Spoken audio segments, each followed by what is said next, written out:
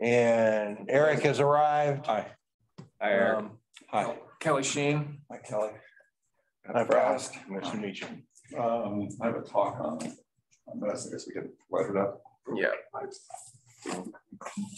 So while we're getting Eric kind of set up, we have a slight kind of change in this very beginning part of the schedule. Jennifer Mata, are you able to be around until noonish? I think I'm supposed to follow what Tara said and say, for you, Pat, anything. Okay, because we're trying to move BLM down until after the presentation with Eric, by Eric and the discussion, because we have to kind of shoehorn in Christine Jordan between 11 and 12, so close to 12 o'clock, to give us some Fish and Wildlife Service updates, and she's only available between 11 and 12. No, I should be fine, as long as great. I just have to get a turkey to a kid's school by 1 o'clock. Other than that, I'm good to go. Okay. Well, multitasking. Okay. So why don't we getting Eric loaded up.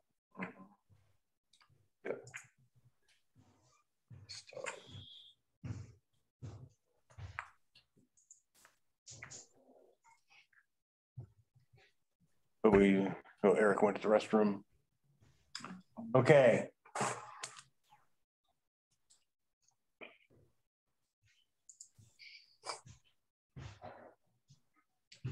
Okay, this is Trixie on a single screen. I have to trust that all those people are back there. I'm going to share my, so we're going to do a roll call. No, we're just going to skip the roll call. Okay. I'm going to have to just basically take a bunch of notes on here. We can do it after eventually. Yeah. Just take a screenshot, Kelly. Good idea. People have gotten so technologically savvy. Okay, so is it just that PowerPoint? Yeah. Okay. I'll give you this back then. Thank you. Okay, so we're going to let Eric take it away. Am I on already? You're on already because we had to make a slight adjustment for Fish and Wildlife Service. Okay. All right. This for a second. Hold on just one moment.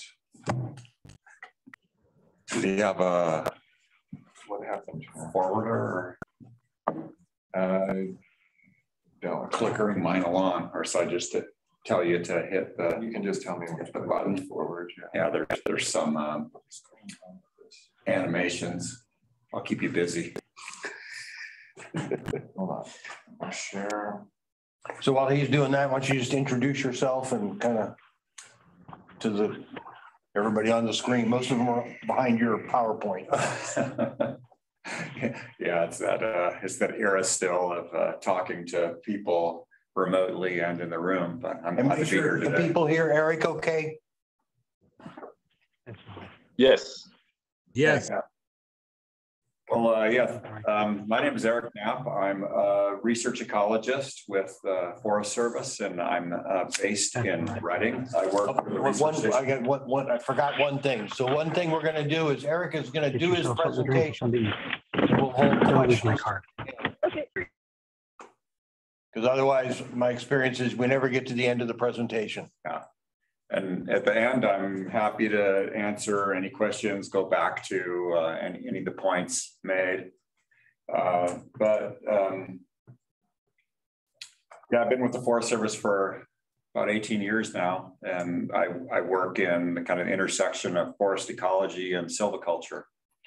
And so this presentation is compiles some of my recent experiences, dealing with the forest management, droughts, and wildfires. And I'll present some data from a host of collaborators, many of them with the Forest Service, but others as well. So next slide. He's struggling. There we go. So yeah, first a little background. You know, we obviously all know this, but you know, forests have changed quite a bit since the old days. And these are two pictures from Central Sierra back in the 1930s. And, you know, it illustrates some of the change that has occurred. Namely, you know, there used to be a lot of big trees. There was more space in the forest. And there was also a lot of heterogeneity that you can see in the far right picture, a mixture of openings and dense areas of forest.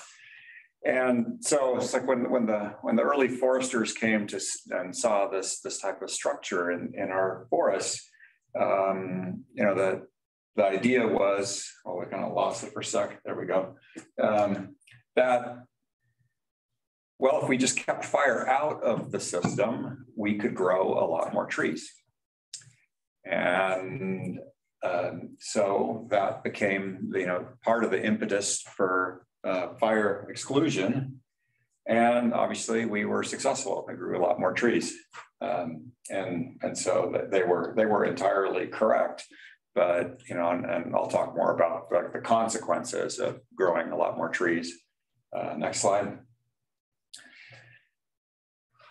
And, you know, obviously this area, a lot of these forests burned a lot, and this is just a cross section of a ponderosa pine locally here is taken up by Trinity Lake, showing fire through time. And this is a cross section of a tree. You can see all the dates registering a fire, the little scars in the tree ring record. This particular piece of wood registered something over 20 different fires in a pretty short period.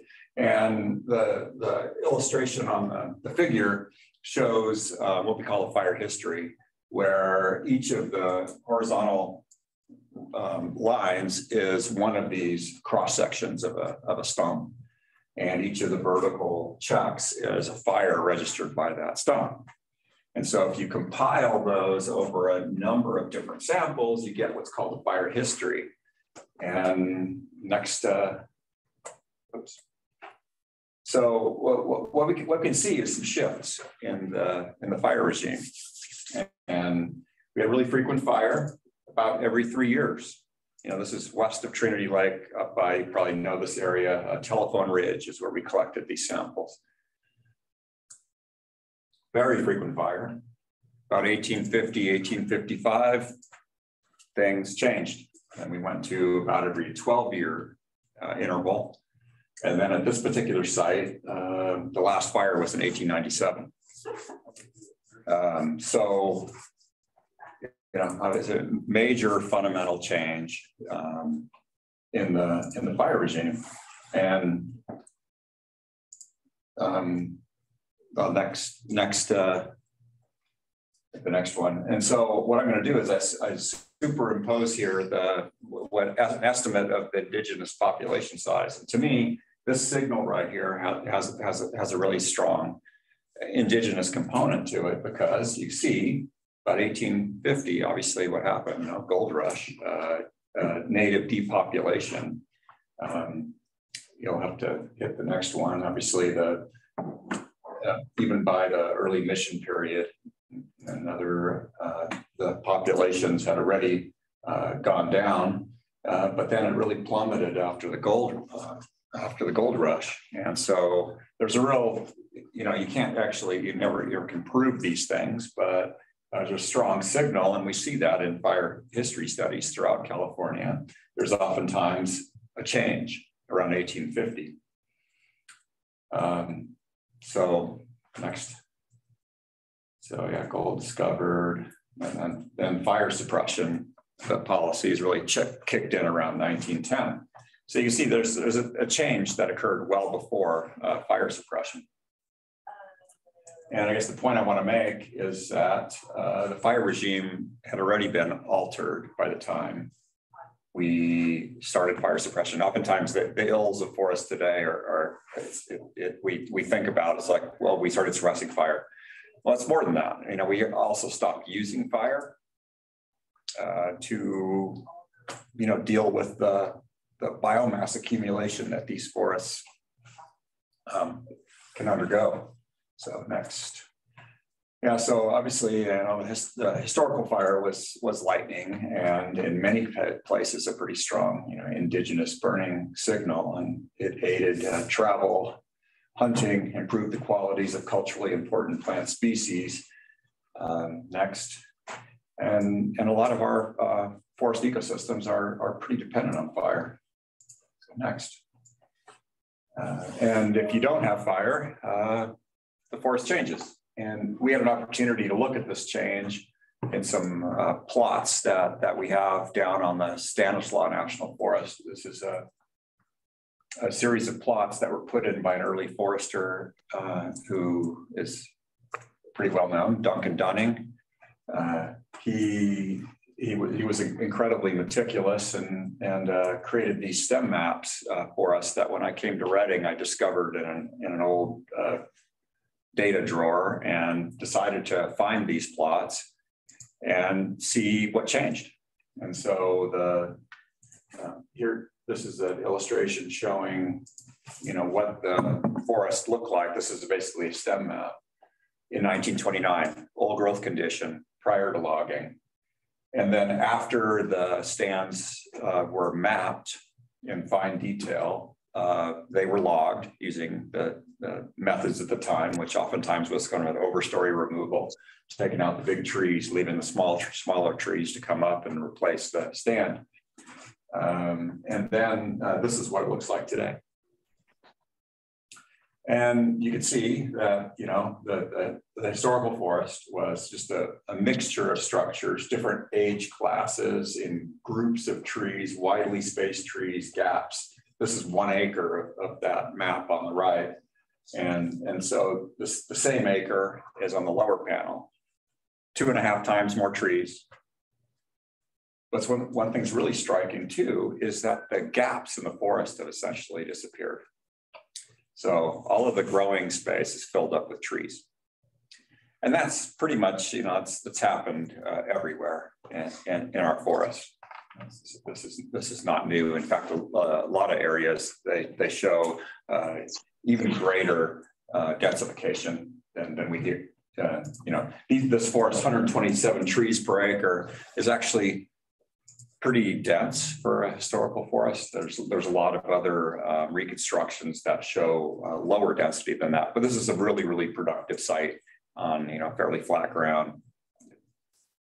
Next.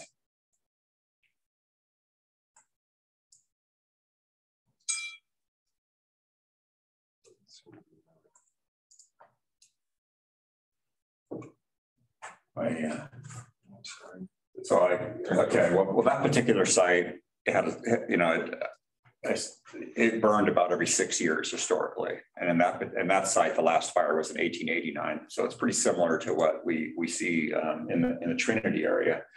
And so these are just some pictures showing the forest near where we collected those fire history slabs. And you're all probably quite familiar with this look. So big trees, there's an incense cedar, a struggling black oak. You know, you can see a couple of big trees in the background here. In the right panel, you see a black oak dead down on the ground. But you notice all of these little Douglas firs have come in. Incense cedar, you know, a lot of small, more shade tolerant species have filled in the forest and obviously shaded out the black oak. But when we look at this forest now, it's hard to think that could even support a 3-year fire turn interval, because these fuels are just a different, it's more of a compact fuel bed, Douglas fir needles. And so we know the vegetation has changed pretty dramatically. My feeling is that this was historically probably a much more open forest, and it probably had a higher black oak component, a lot more grasses and other things that could carry fire on a short interval like that. So, you know, major changes have occurred, and no matter where you go in forests today. Next. So, you know, even some of the early folks, they had some hesitation with putting out all of the fires. You know, there was a fear that, yeah, we were going to accumulate fuels. And so I like this quote from a forest supervisor in 1930 down on the Sierra National Forest. And that the picture is one I pulled out of the National Archives from the Sierra National Forest, the picture taken in 1935. 21 years of protection has in many places filled up holes in the forest that many of you old timers know of comparatively large areas of almost impenetrable pole stands that were open forest then. This is, of course, as it should be, and we must be prepared to cope with the increased hazard. So, you know, we were able to cope with that for a while, you know, through just increased better and better fire suppression. And then, but then obviously things shifted in about 1980 or so, the number of acres burned started ramping up again, despite what we suppression capabilities. So we know, you know, there's a fuel problem. Next. So next I'll shift a little bit to, it's like, well, what do we do about this forest density and fuel problem?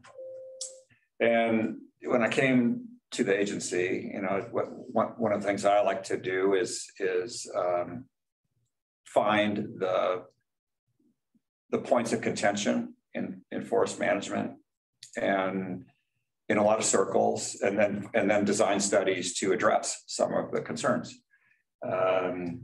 There was a feeling like, well, we know that field treatment thinning the forest, prescribed fire, we know it works, but it was seen in some circles as in conflict with managing for other resources like, you know, wildlife habitat. When I look at these old pictures of historical forests that were much more open, you know, these presumably, well, we know from the fire history studies that they were resilient to fire. We presume that they were also biodiverse, that they also provided great habitat for a host of animal and plant species. So I thought, it's like, well, can we use that information about how these historical stands were structured to guide thinning in a way that maybe does a little bit better job of creating some of the other habitat elements. And so this was a study where we attempted to do just that. These are the three old stem maps right here that we have. I showed you, you know, one of the stem map from one of those plots in a previous slide. But around it, we put in a study where we compared a couple of different thinning treatments. One we're calling a high variability thinning treatment, where we attempted to recreate some of that patchy structure of that historical forest. Rather than thinning every tree, spacing that tree from crown to crown, we spaced the trees at a different scale. We created we left little groups of trees, we created small gaps and created a much more patchy structure. And we're comparing the outcome of that with a more standard even crown spacing treatment, which I'm calling low variability. And we have an untreated control. And then we followed up half of the units with prescribed fire, and we left half of the units unburned. And so it's a study to look at the ecological outcomes of these treatments. And we installed this in 2011. The burns were completed in 2013. Next. And just to give you a sense of what this looks like on the ground, here's one of our untreated controls. Here are two high variability thinning treatments. And you can see the small gaps that were put in, but just as importantly, we also have areas of higher density. And then here's a standard, you know, low variability thinning where the crowns of trees are spaced relatively evenly from each other. So it's kind of a subtle difference, but it shows the different structures created there. And this, you know, we went from 300 trees per acre to these are, you know, 10 inches and above down to 60 or so trees per acre. And the basal area, 289, we dropped it down to about 165. And thinning also increased. We were able to increase the pine basal area with thinning because in the thinning we thinned the fir and cedar more heavily than the pines to accentuate that, because the historical forest we know from those old stem maps was closer to this value. It's about 35% pine. The next. And just give you an idea, some before and after photos of what this high variability thinning with prescribed fire treatment looks like. This is before logging. You know, pretty high density mixed conifer forest stand with ponderosa and sugar pine intermixed with fir, white fir, and incense cedar. And then in 2020, a couple of years ago, so 9 years after thinning, 7 years after burning, and you can see the difference in that stand. Before logging, a lot of these areas were sort of what I call understory deserts. There's just simply not enough light on the forest floor for a lot of plants to grow in the understory. And after a while, you know, we stimulated some shrubs to grow, a lot more herbaceous plants, but it's not an overwhelming amount of shrubs. And you can see in areas of high density, there's enough tree canopy to suppress shrub growth. So we create this patchy mosaic of shrubs, which is similar to what those old stem maps, the early scientists also mapped all of the shrubs, and they showed that about 30% of the forest floor was covered with shrubs at that time. So almost all of them had disappeared by the time we started this study. So next. So we had an opportunity to test how these treatments performed when we had a very severe drought. You know, it wasn't as severe up here, but in the southern Sierra especially, this is in the central Sierra, so it wasn't quite as bad. But this is a graph showing the basal area or stand cross-section area of stem and the year. So next is the thinning was done here. And you can see thinning dropped the basal area fairly substantially. Next, and we did the burning in 2013. Next, and so this is our period of drought evaluation. The drought occurred between 2012 and 2016, but oftentimes the bark beetle populations built up and the mortality is a little bit delayed. So next, what you see here is that these two treatments are the controls, the untreated and unthinned with prescribed fire only. And you see in those control treatments, we lost 23% of the basal area over that time period. In the areas that were thinned, we actually gained slightly, but it's basically flat. We lost some trees. There was some tree mortality, and a lot of this was bark beetle mortality, but it was basically balanced by growth. And so the carbon in the system was a lot more stable, and we were able to mitigate the effect of this very severe drought.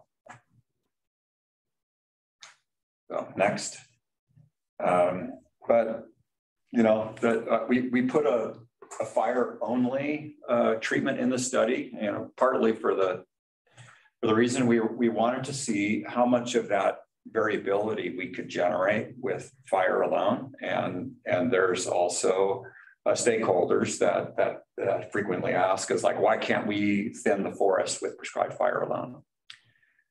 And so what we were able to do with fire alone in this particular study is we were able to kill about a little over 10% of the trees. That's down. And most of those were in the 4 to 10 inch diameter range. So what we found is that too few overstory trees were killed really to substantially influence the structure of the stand. When you have 2.5 times more trees than occurred historically, you have to do a lot more thinning to have a strong effect. And we were also, because we didn't kill that many trees, we weren't able to, with fire, shift the forest to more pine from fir. Once trees become larger, it's hard to really do the kind of thinning you want to do. For example, this 20+ inch fir in the foreground, it's hard to kill that fir and not kill the 35-inch pine behind it, to find that balance. So that's the challenge oftentimes we face. And if you are successful about hitting that burn window just right, where you can produce a bit more mortality and to actually thin the stand substantially, then it takes a number of cycles. Then you've killed some trees, they fall on the forest floor, then you need more cycles of fire to consume that biomass.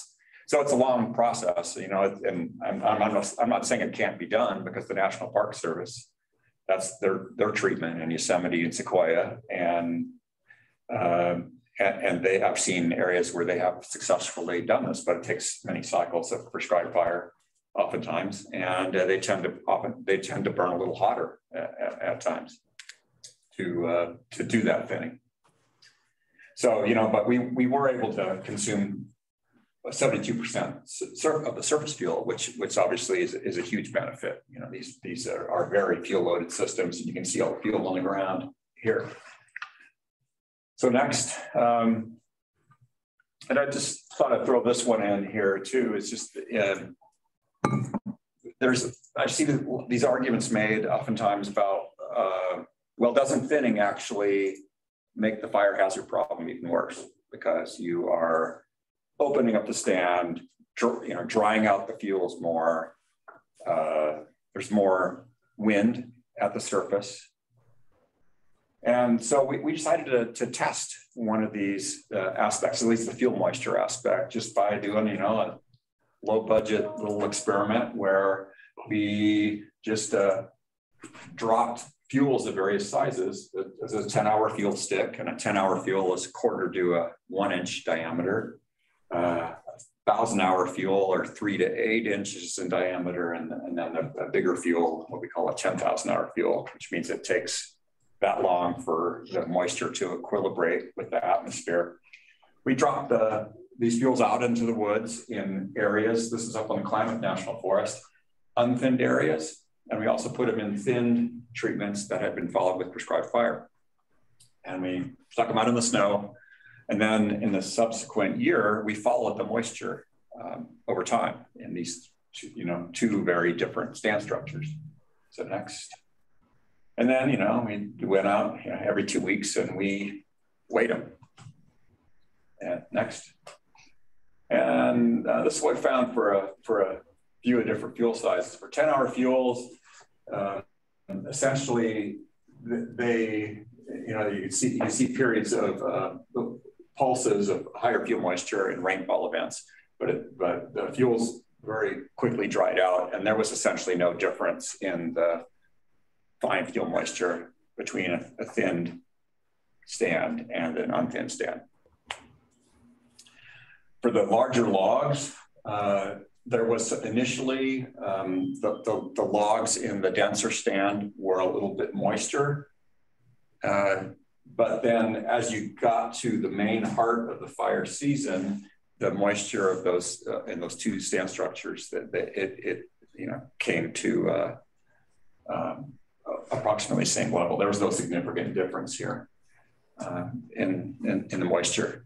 And that's the heart of the fire season. And the point is that with our long, dry summers and 4 or 5 months without rain, it gets plenty dry, even in the shade of an old growth forest or a dense forest.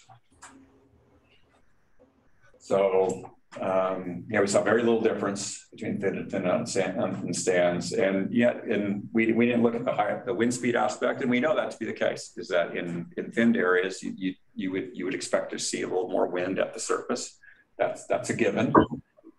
Next, but another thing that thinning does is it lowers the crown pulp density. It changes the ladder fuels, reduces ladder fuels, and if you come.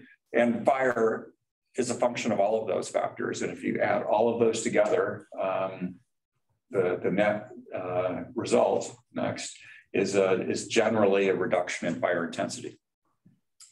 And I read a lot of noise about this, but I think a lot of cases, all of these different factors are not considered together. And we had an opportunity to look at what actually happens with wildfire when the study area that we did the study burned 2 summers ago in the Antelope Fire. Next.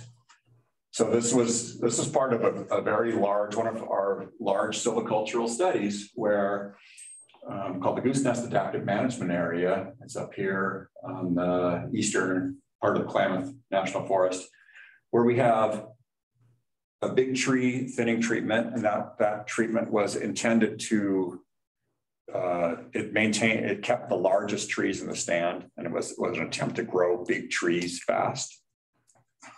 We have untreated controls. We have a pine emphasis thin, where the objective of that was to push the stand to more pine dominance. We have a pine emphasis thin with prescribed fire, and that was 2 rounds of prescribed fire. And then we have a fire only treatment that was added later, 3 different units. So the thinning was done all the way back in 1999 to 2001.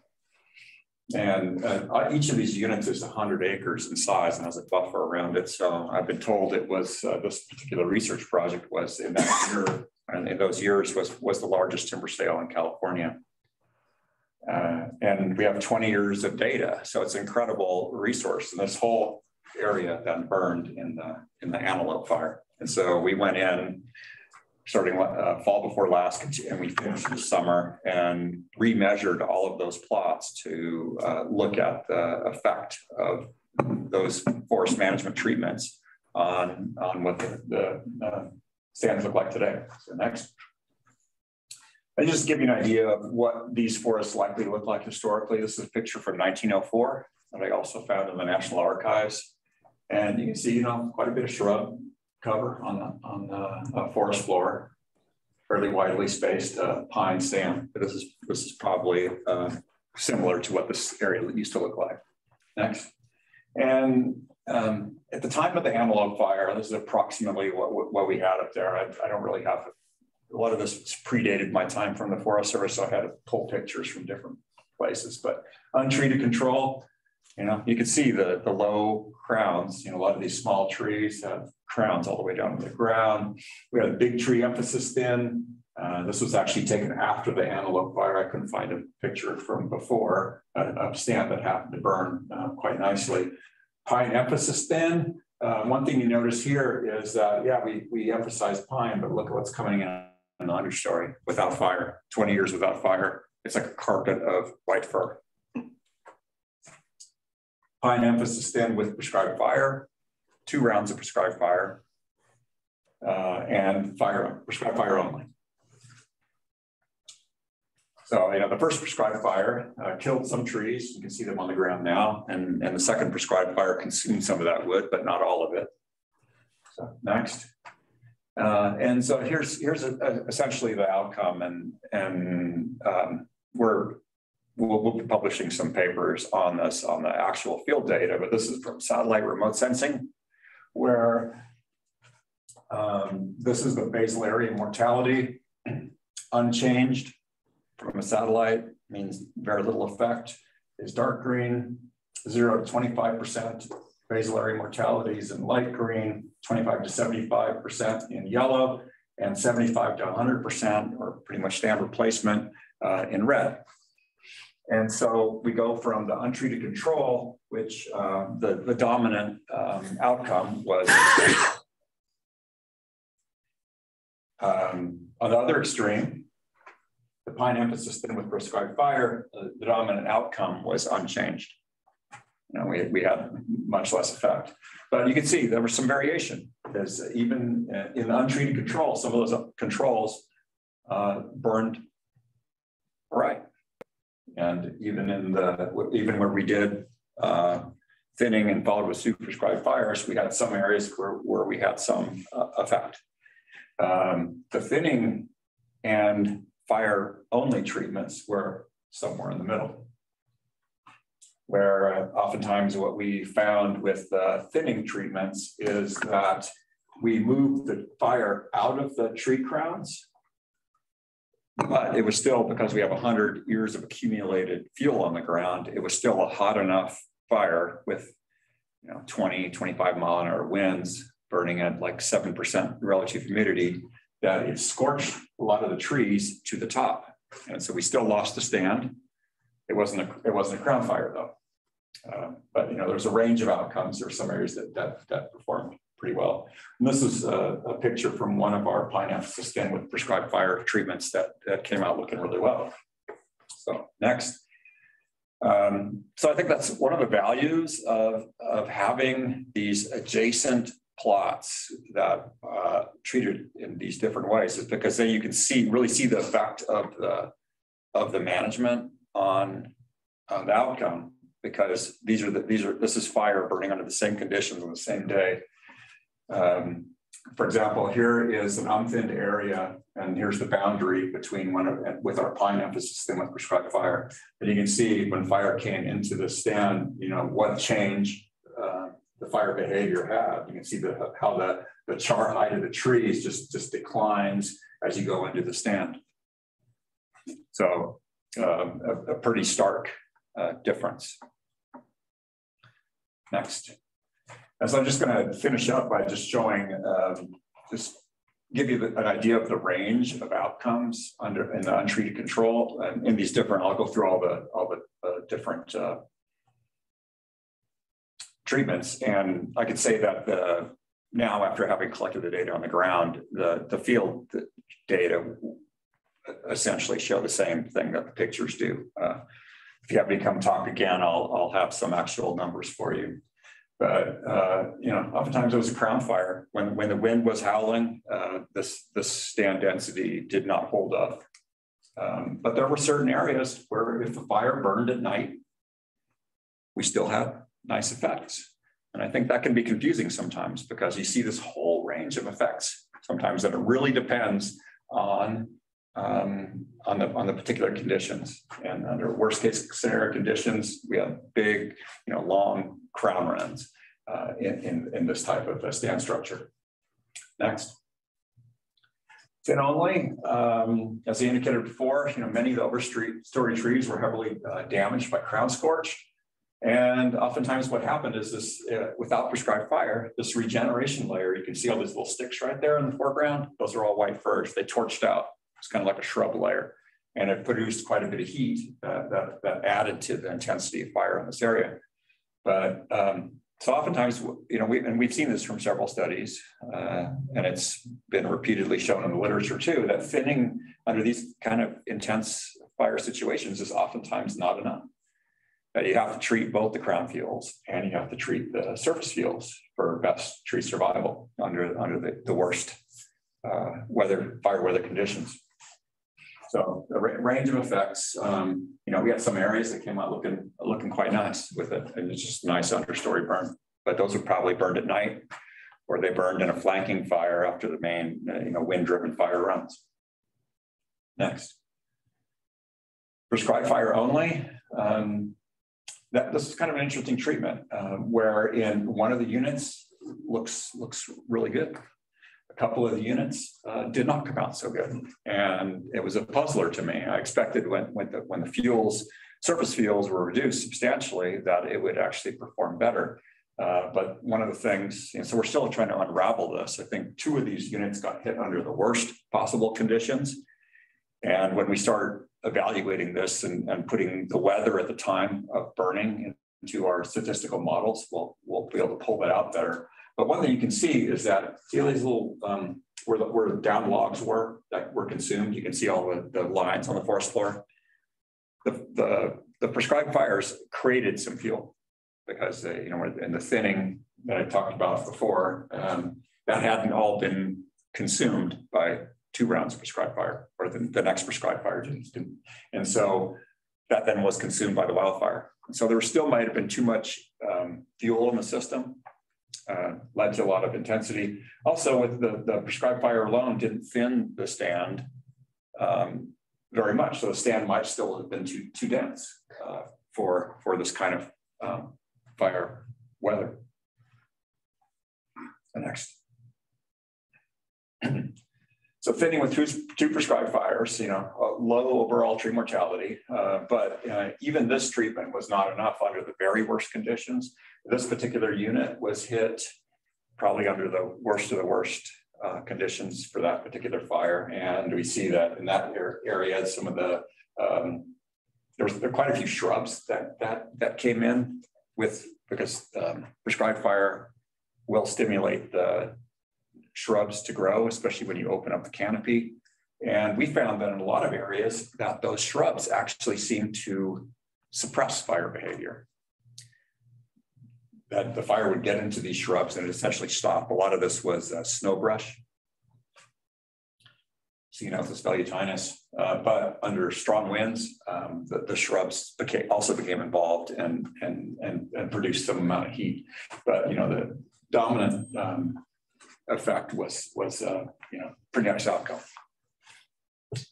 But one other thing about the last prescribed fire in the stand was 11 years ago. And from fire history studies, we know that this area used to burn about every 9 years. So it was due for a fire. So that might also have been an effect, is we just needed to burn it more perhaps.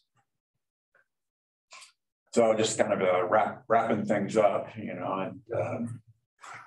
it's pretty clear, that a lot of our forests are in pretty tough shape right now, with tree density and also the fuels that we have on the ground. So,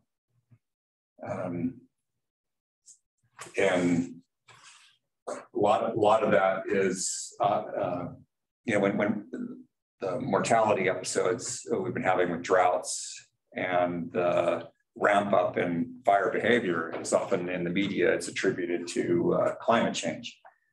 And I think it's important to recognize that it's not just climate change. It's climate change interacting with excess tree density.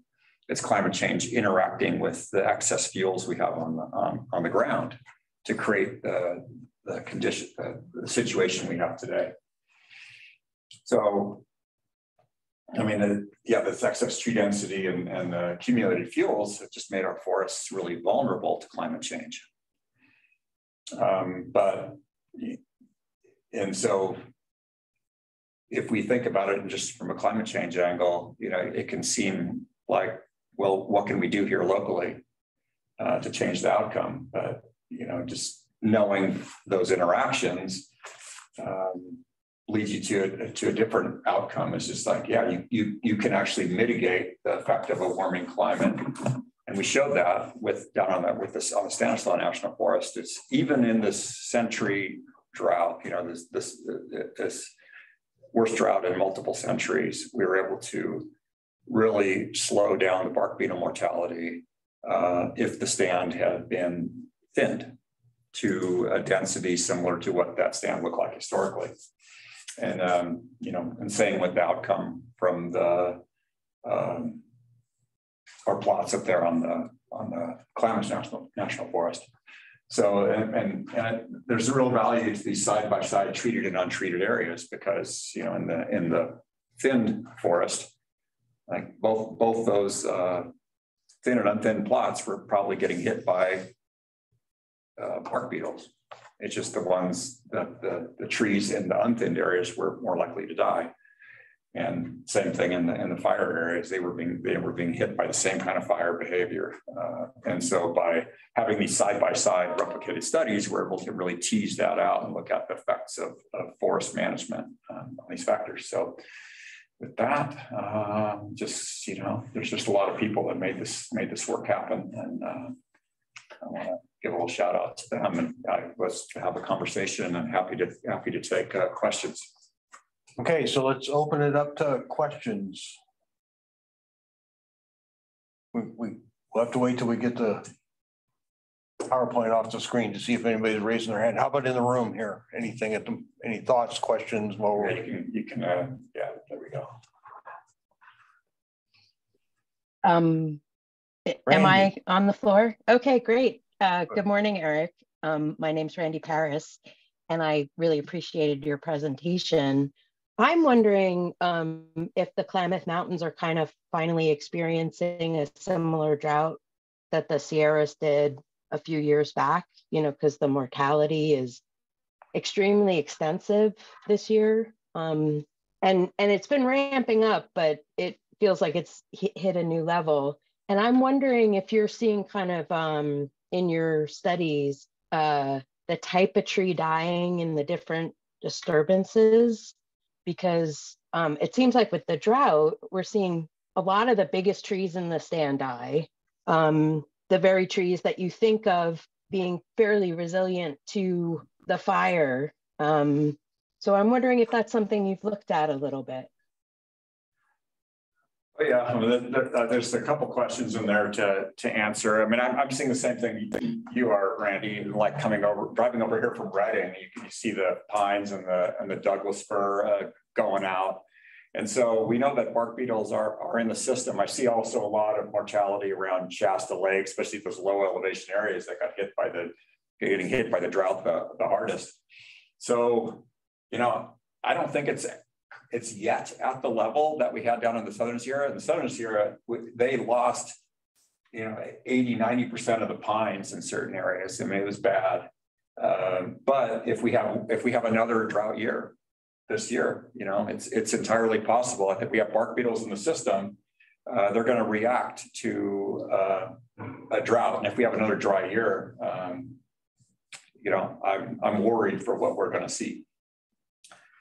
And then the second part of your question is your observation of higher mortality in the large trees than the small trees. Yeah, I see that too.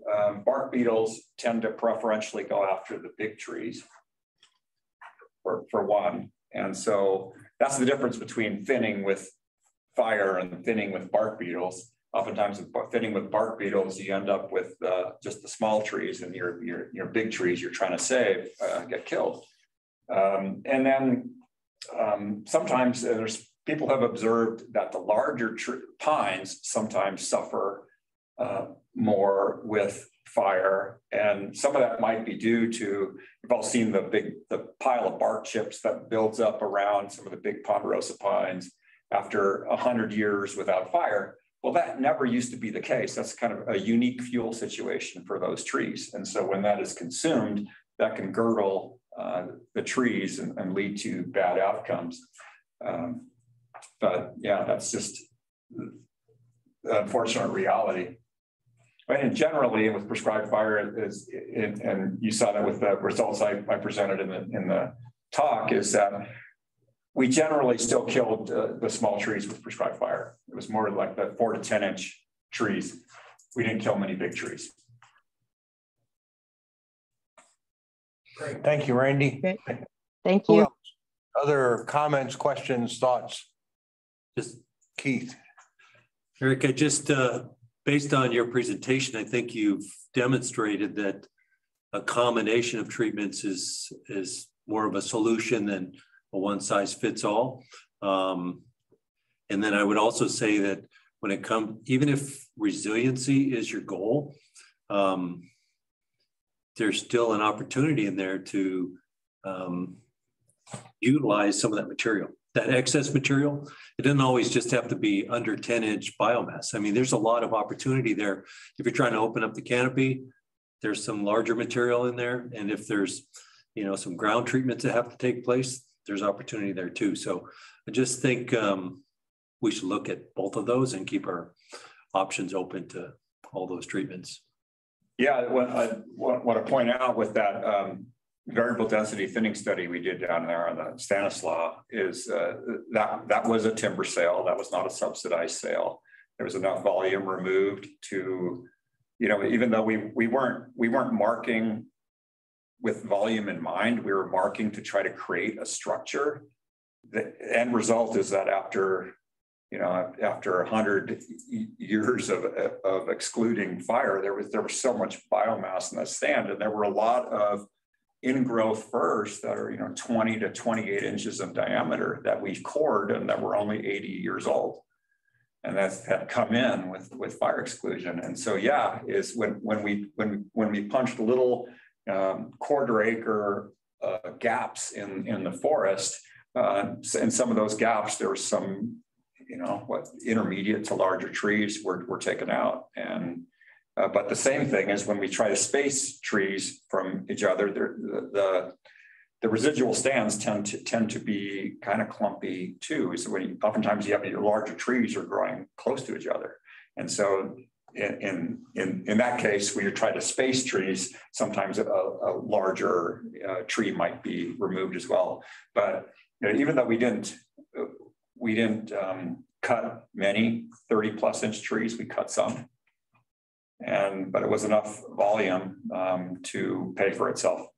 So it was not like a restoration treatment. That's a question I oftentimes get. It's like, if you're doing a restoration, that you're going to have to sacrifice something in terms of volume. You're going to have to sacrifice, say it's going to have to be subsidized. This was a demonstration that no, that's not the case. Cool. And it could be just, that was a very productive site too. And that might not translate everywhere. The other places, there might be less volume because it has been, that site hadn't been entered since it was logged in 1928, 1929, and hadn't been entered since.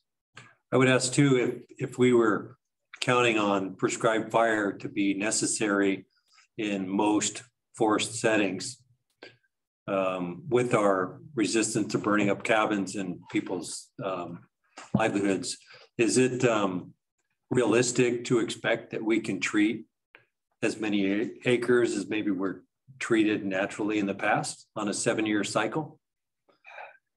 That is a really important question, and one we're definitely grappling with now. And one of the things that interests me is, I have the same skepticism that you do. Maybe a little more I try to be optimistic, but recognizing what I'm interested in finding out is, what cycle of fire would we need to reduce the intensity and create a structures like the ones we like, recognizing that, maybe a 3-year fire return interval like you have at Trinity Lake is not in the cards. Could you achieve a lot of the same results if, say, like a fire every 10 or 12 years? Those are the questions I think are yet to answer. Coupled with the treatment, if there's a treatment that goes ahead of that, it gives you more opportunity to do that. If we just wait for it to happen, it's going to be gone because it's burning up a little faster than we can keep up. It's true. And one thing I have observed is that, oftentimes the toughest acres are the ones to burn the first entry after 100 years of fire exclusion. And you're oftentimes working a fire through that stand, and it's extremely slow and arduous. The second entry burn can be a lot different story. In these goose nest plots, the second entry burn, we were able to burn hundreds of acres a day. And it went much, much more quickly. And so it's just like it's getting over the hump. We got Carol Fall. So it's probably a Trinity-centric question, and actually based on experience doing fuel reduction, doing thinning on our property. So we notice when you start thinning the trees, not only do you get higher wind speeds and stuff, but you get a lot more snow breakage. The trees that you left don't have the root support structure. So we get more trees falling over. And it's also really steep. And so it's kind of a two-part question. Have you looked at, how this works in really heavy snow load, wet snow load kind of conditions? And have you looked at, the pictures you showed were really flat. So I'm wondering, like, if a fire on a steep ground had moved through those same plots, would you have expected different results? In the fire pictures, that forested landscape that I showed you is relatively flat, but fire moves quickly with slope or with wind. In this particular case, we had wind, You can get the same result if fire moving upslope. But the nice thing about prescribed fire is that you can change that around and move the fire from upslope to downslope and take that problem away. But yeah, I think if our study site had been on steeper slopes, I think the outcomes would have been even worse. And in terms of your question of snow breakage, yeah, I mean that's a thing that's seen pretty commonly. If you open up a stand, those trees will take a while to rebuild their crowns and be more hardened towards that wind. Nick. Yeah. On a lot of the projects, especially the historical projects up here, we've tried to use canopy closure as a proxy for habitat and for a motivation of a lot of the collaborative members to sort of maintain shade for the purposes of retarding shrub growth, basically. And so that's been a big sort of focus of our conversations, sort of in thinking about sort of treatment longevity, as well as a proxy for habitat for northern spotted owl, fishers, other things. And so we have this sort of motivations to sort of set a canopy closure target and then thin pretty evenly through the stand, sort of thin from classic thin from below. And, some of our conversations are about like small modifications to the basic concept of sort of even spacing thin from below, kind of with a canopy closure target. And I've long thought that that's not a great proxy for sort of restoring sort of historical structure or resilience. And I think the other thing I saw in your talk was that, when you do this sort of more variable density thinning, you do get shrub response. When you get prescribed fire and you do get shrub response, but it's uneven, across the landscape. So it's sort of patchy. So I'd just be interested in your kind of reflections on the utility of canopy closure as a meaningful metric at all in thinking about sort of thinning for fire resilience and drought resilience. And any other reflections on just sort of the importance of shrub understory as a driver of fire behavior or stand resilience as well. Yeah, I mean, shrubs obviously, play an important role. They're important deer browse, and a lot of important habitat for a lot of animal species. And we know the historical forests contained shrubs, as I pointed out, and you mentioned too. But it was patchy, and the concern, I think, is creating an understory of kind of universal shrub cover, which is going to make it harder to get the next generation of trees established, and it also can become a fire issue. And I think that's something we have to watch out for and to understand what the relationship between canopy closure and shrub development is.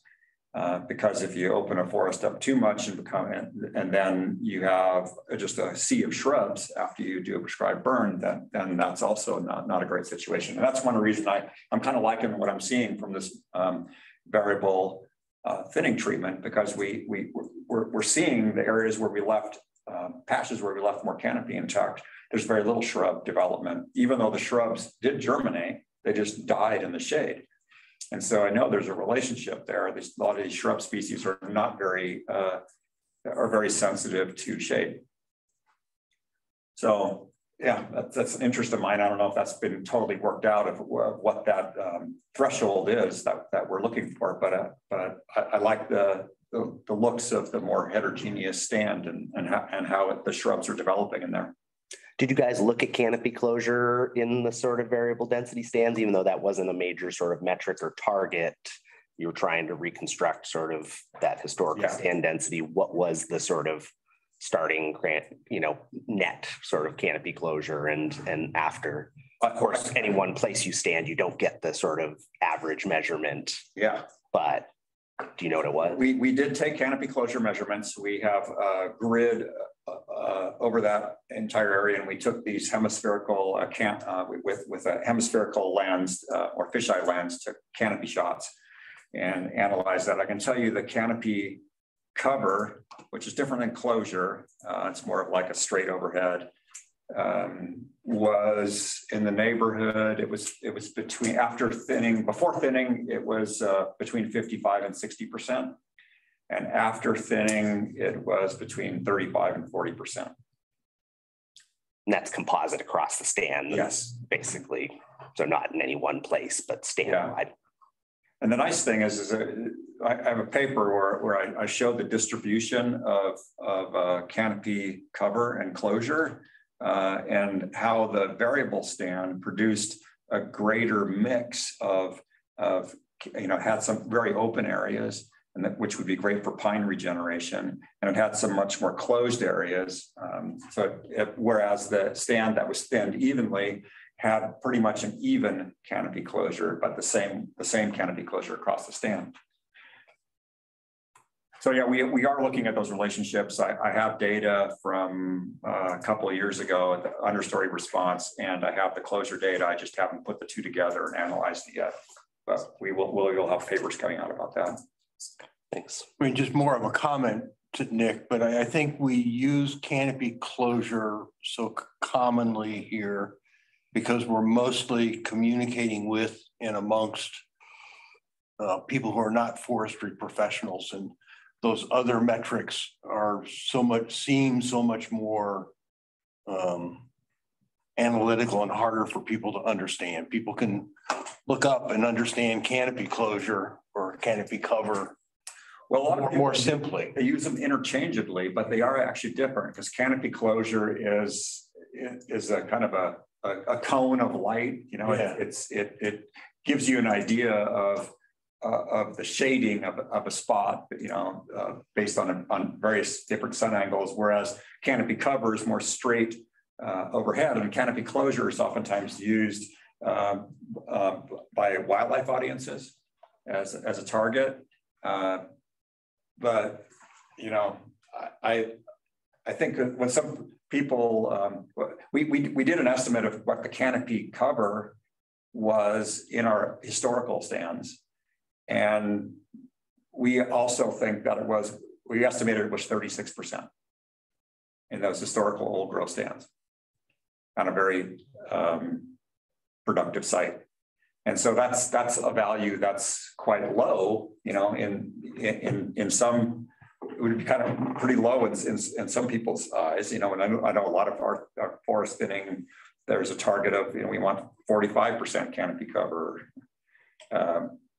But as I point out, is that in the historical stands, is there were areas in that stand that had 0 canopy cover, and there were areas that had probably 60 or 70% canopy cover, but it was that mixture of habitats. You don't have to have high canopy cover or closure over your entire stand to create the habitat that you're looking for.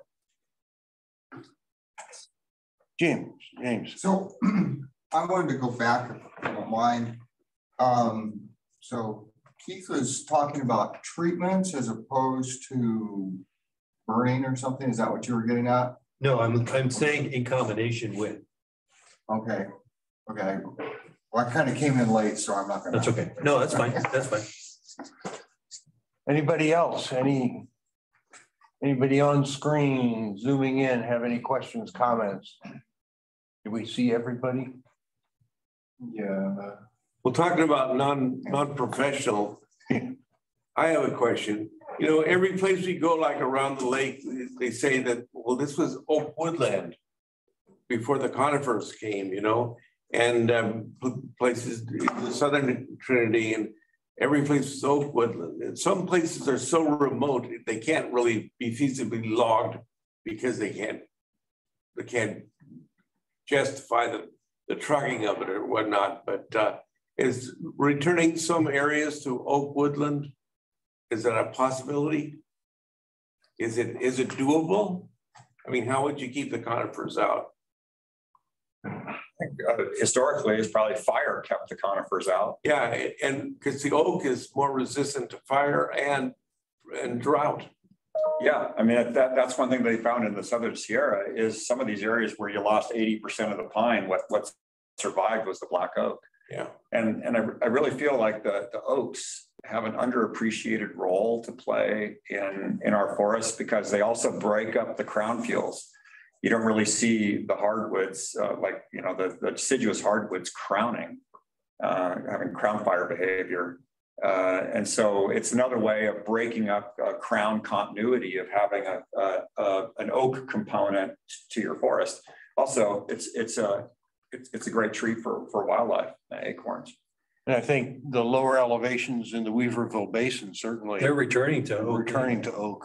There's an area out by the lake that was California black oak, and it was 40 feet to the first limb. You know, it was big trees. Unfortunately, that property was bought by J.H. Baxter, who makes telephone poles, and they had cut out all the oak to let the fir grow, you know. So, Chris Cole. Hello. I was just kind of wondering if there is some kind of idea on the, it sounded like you were still looking into it, but for like the gap sizes to create that heterogeneous, like, you know, atmosphere, because sometimes we're working on, you know, 20-acre parcels and, you know, we're obviously thinking landscape level, but sometimes we can, you know, we get stuck where we can work, and like, does that work on the smaller scale as well? Or is it like, just, if you could just speak to the kind of the sizing and like what it takes to create that. Yeah, thanks. That's a good question. In our study, we use those historical stem maps to guide what the size of gaps we were shooting for. And we found that those historical plots had, you know, gaps that were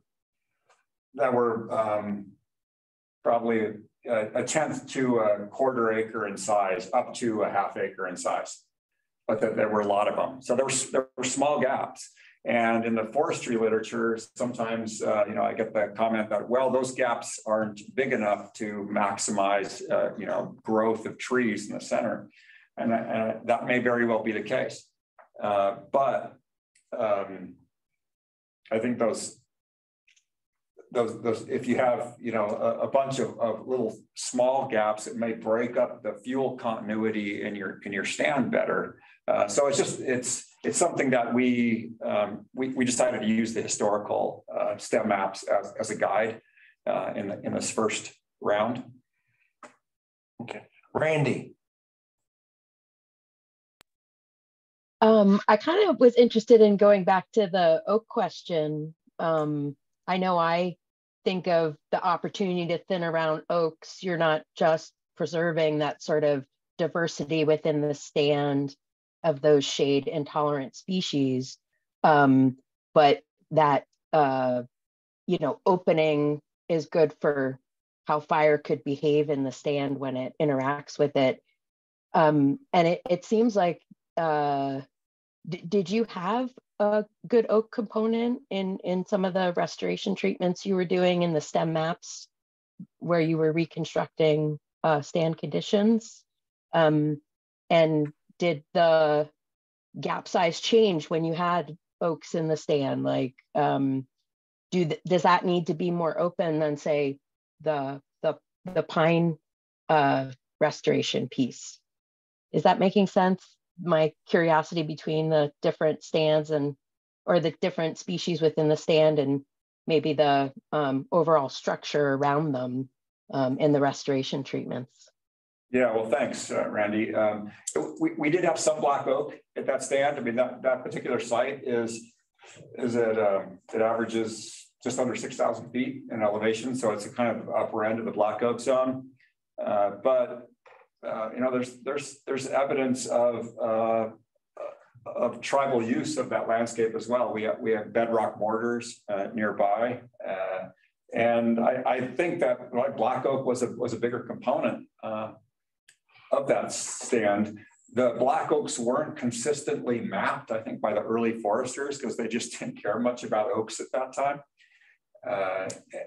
But we did see, when we started the thinning, we saw more residual black oaks kind of up on the ridgetop positions where you sort of expect more of a hardwood component. And they were the focus of our restoration treatment as well, the high variability treatment. We did try to accentuate some of the gaps in areas that we saw some oaks to get a little bit more of that back into the stand. Anybody else? Thank you, Randy. Nick. So in the study in the Central Sierra, you use that 1929 as the reference because that's when you, of course, had the sort of plot data from, you'd showed us from the Trinity data that very strong sort of signal of reduction of Native American burning with sort of first disease and then the gold rush sort of really devastating Native American communities and fire use. So do you have any sense, or has anyone sort of tried to do the work? I've seen some, the dendrochronology kind of stand reconstructions that look at, just those trees that are left on the landscape, the sort of large fir and large pine that have persisted through that whole era. We're probably missing a lot of the oak that might have been on the landscape in that pre-colonial era because it does sort of die and decompose. And so there's not a lot of evidence. Of course, you showed that photo of the sort of dying black oaks. We see that sort of everywhere in these top stands. But I'm wondering if anyone sort of tried to get at what that 3-year return interval kind of pre-colonial sort of stand structure was like, because you've got 127 trees per acre in 1929. That's almost 90 years from the gold rush, and 75 years from sort of the Spanish missions. So that's a lot of growth. There's a lot of reduction in fire and a lot of ingrowth, even to those reference plots in 1929. So I'm just curious of any kind of further backcasting beyond that helps us think about, historical stand structure.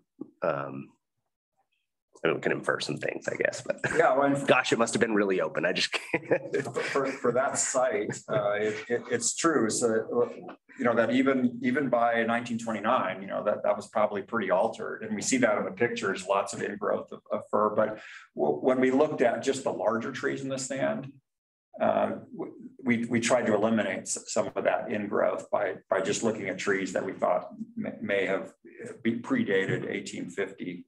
And even then, I think we were down to maybe about 60 trees over 10 inches in diameter, which is still probably on the high side for a lot of forests in the Sierra. Up here, we know that the oaks and the structure, you see the stem structure of those black oaks, they're not just all growing straight up, is that they probably were more open grown, the skeletons that we see in the forest. So we can just infer that it was a much more open forest, but we just don't have the data. But I think when you combine these little tidbits here and there, there's the shape of the trees, the 3-year fire return interval, and knowing that it would be hard to burn at a 3-year interval now, we know things have changed. We know the fuel type has changed.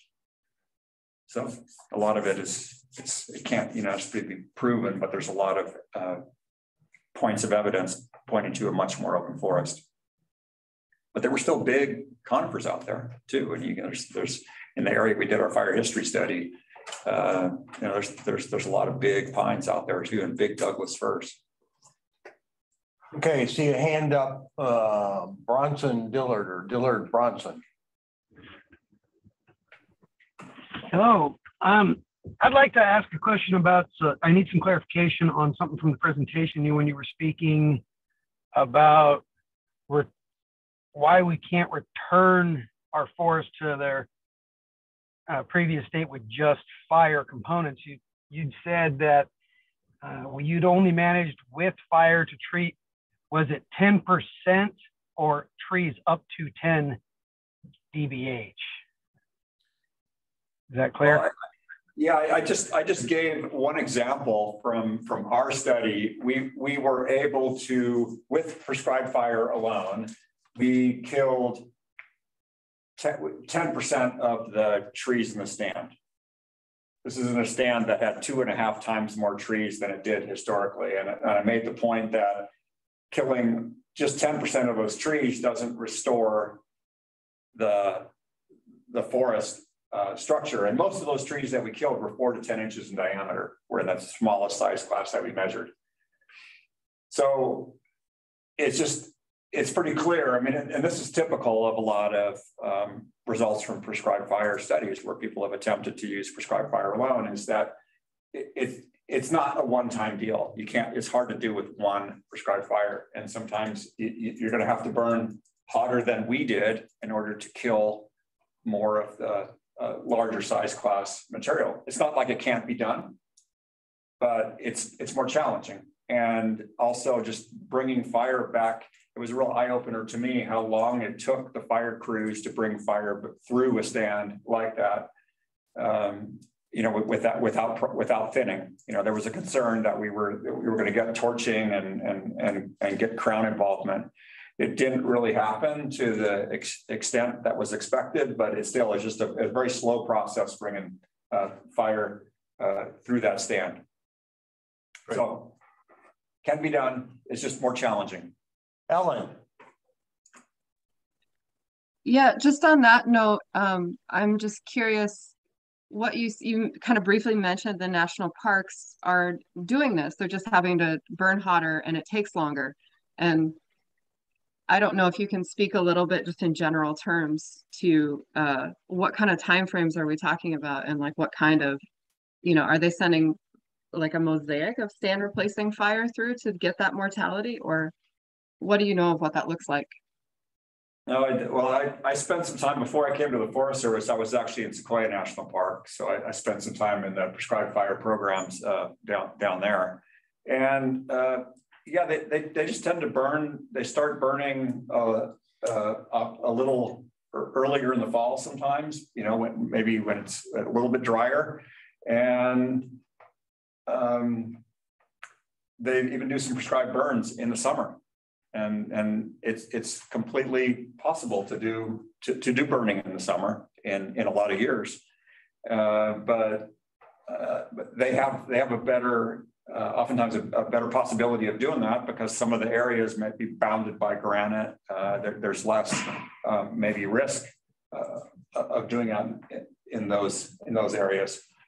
But yeah, just burning a little bit hotter, but also there's just a longer history of burning in some of those parks. I know in Sequoia, they've been doing burning for on 5-6 decades now. Great. Okay, anybody else? I see one hand. It's that same one. Okay, that was who just asked the question. Okay. I guess I have one more if no one else is going to go. Go ahead. And it's sort of piling on to that, but it's really sort of thinking about just fire on the landscape, right? We've had this massive amount of fire, mixed severity fire, you know, across the Klamath Mountains and in Trinity County. And we've seen sort of repeat, right? We're like getting back into a frequent fire return interval just by our lack of ability to suppress fires, largely, right? It's just sort of overwhelmed our technical and sort of human capacity to manage. So big fires, free roaming on the landscape, doing what they do. 2008, we had big fire year. Monument Fire burned through a lot of that same footprint in 2020 or 21, I guess. And we saw sort of so mixed severity with a really high sort of incidence of, you know, low and moderate severity in 2008, reburning through that same landscape. Stuff's died, things fall apart. You've got this pretty heavy fuel loading, even in places where you had low or moderate severity fire prior. Then you have these radiating high severity that's created by all that heavy fuel that's sort of left behind from the prior fire. So I'm thinking about like our ability to burn our way into resilience versus, you know, the extent to which we need to sort of physically remove those stems to the extent we can to create a condition in which sort of fire can burn at low and moderate severities consistently, including under sort of midsummer, late summer conditions. And I'm just interested. I see us losing more and more of the sort of stands that are making it through the first entry fire, and so I'm just interested in your kind of reflections. Like I'm trying to imagine, like on the monument fire footprint, like how we're not going to mechanically do anything across most of that landscape. And so it is going to burn itself into some new form of resilience. I'm just interested in your reflections on sort of our ability to use fire as a tool, and not just prescribed fire, but sort of managing wildfire strategically to kind of get us back into, structurally diverse sort of forest where we actually do retain some of that large conifer component and this sort of mixed conifer sort of condition we have across, so much of this landscape. Yeah, I mean, that's one thing I did mention. I really focused on prescribed fire, and there are some opportunities in this landscape, and like you say, there's a lot of it is burned recently, and a fair amount of it at beneficial severities. And I think in some areas, we're starting to be able to chew through that accumulated down fuel to get to a more resilient state. In a lot of areas, we probably have a ways to go. And, but, that's probably the way that things are going to get treated in some of these, especially steeper parts of the country. Yeah, I don't know what to really say beyond that, but one of the advantages you have in this part of the landscape is that when you have these big fire events, you tend to get inversions that cap the smoke, and then what burns underneath the inversion tends to burn at a lower severity. It's obviously a nightmare for those of us living underneath it, but some of the effects you get are more beneficial. And we've actually shown that in some studies that in the big fire years, we actually get better effects. So if we focus on the number of acres burned, we're kind of missing the ecological effect. It's because of the smoke capping the inversions and getting all of that beneficial burning. Need enough fire to create enough smoke to create that inversion effect to moderate fire behavior. Well, you can take advantage of that. I've always thought it's like one way forward might be to take advantage of this mosaic that's starting to develop on the landscape and start doing some bigger scale burning to basically use the black that we have to be able to burn some of the areas that we really have a lot of fuel that we want to maintain that forest. I mean, we have opportunities in this landscape to do that. But we have to be maybe more nimble in our thinking.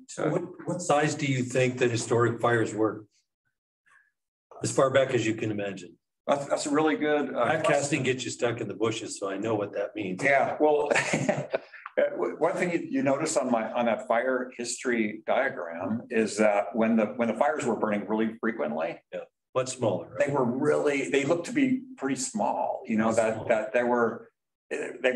was really patchy because the fuels, when it burns every 3 years, the fuels, the fire just goes out in a lot of areas, and it's self-limiting. And then you saw the difference between all of a sudden when you change the interval to every 12 years, there's fuel continuity across the landscape where all of a sudden now every tree was getting scarred in every fire. And so it shows that all you had to do is change the fire return interval to 12 years to get fire that spreads over a much broader area. And obviously now we have much greater fuel continuity, and if we didn't have suppression, it would spread, forever. So because we're having 1 million acre fires, and that doesn't seem very natural to me. No, we looked at the old fire records. I was able to find the data from the national forests in California of every fire registered from 1911 to 1924. when we looked at the forests of Northern California and found, I think the largest fire in that 13 years was in the neighborhood of like 35,000 acres. That's with we didn't have fire retardant airplanes then. We didn't have the suppression infrastructure. Bulldozers. So something's changed. Yeah. Cool. Great. Well, Eric, thank you very much. I have one last question. You have any research projects in Trinity County? Yeah. The study up there by Trinity Lake, where we happened to find these old stumps. It was fortuitous because I happened to be working with the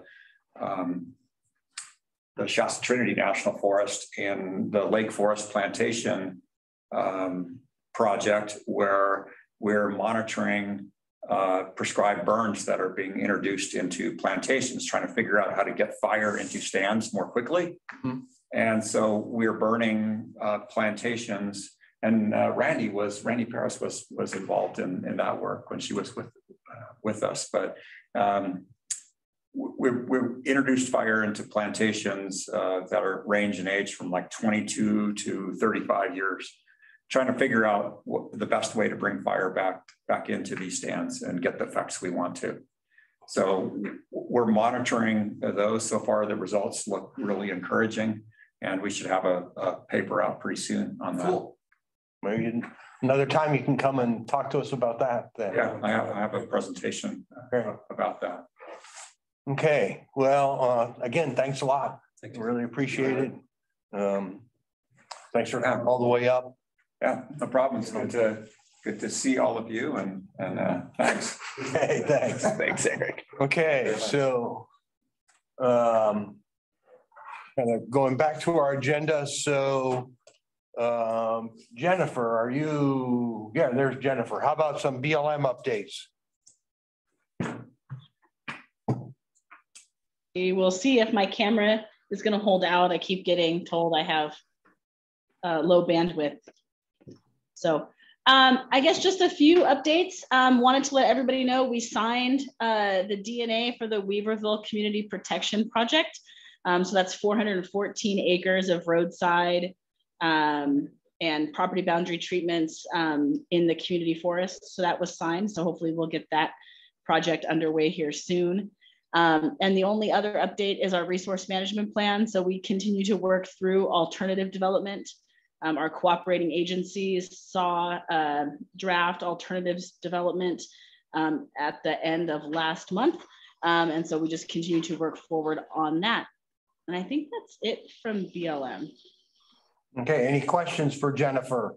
And you've got some other folk on I think on the call if they had questions for them. Anybody, anything? No? So is it starting to smell like a cooked baked turkey yet? Yes, Thanksgiving #1. I have to cook another one next week for the office.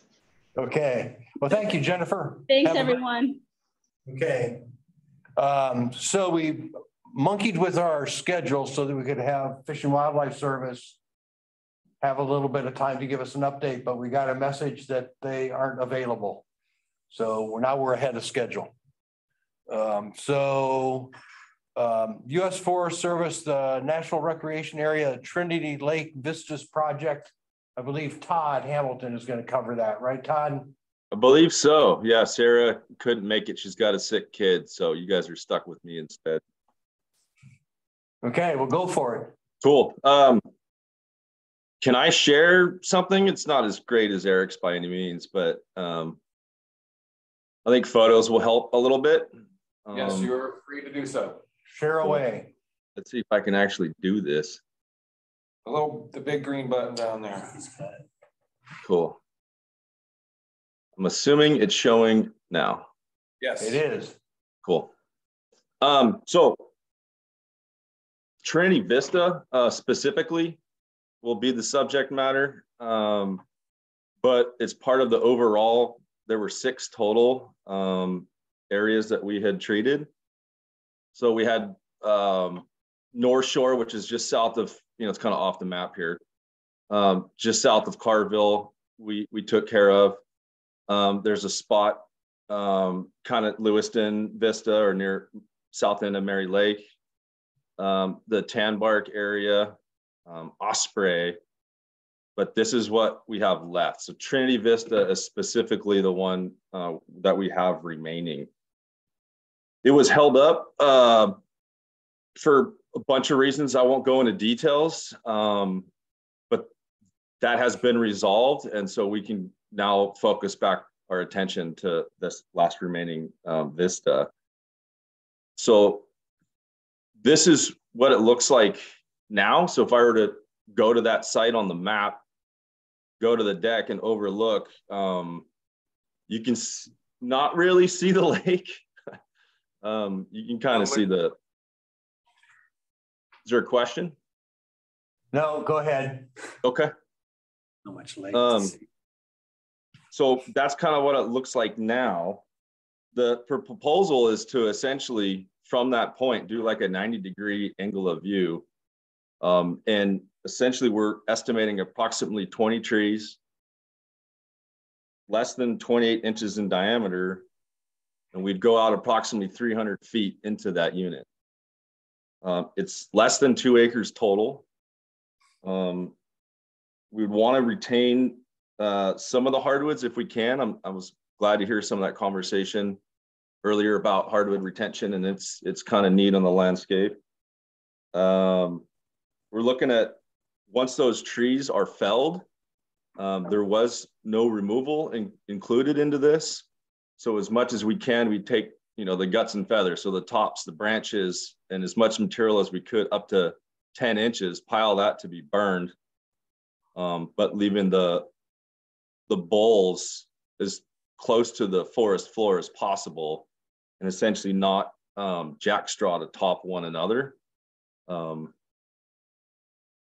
But to give you an example of what we've done in the past, this is the photo of the Lewiston Vista on the left before we had done kind of what I had just proposed.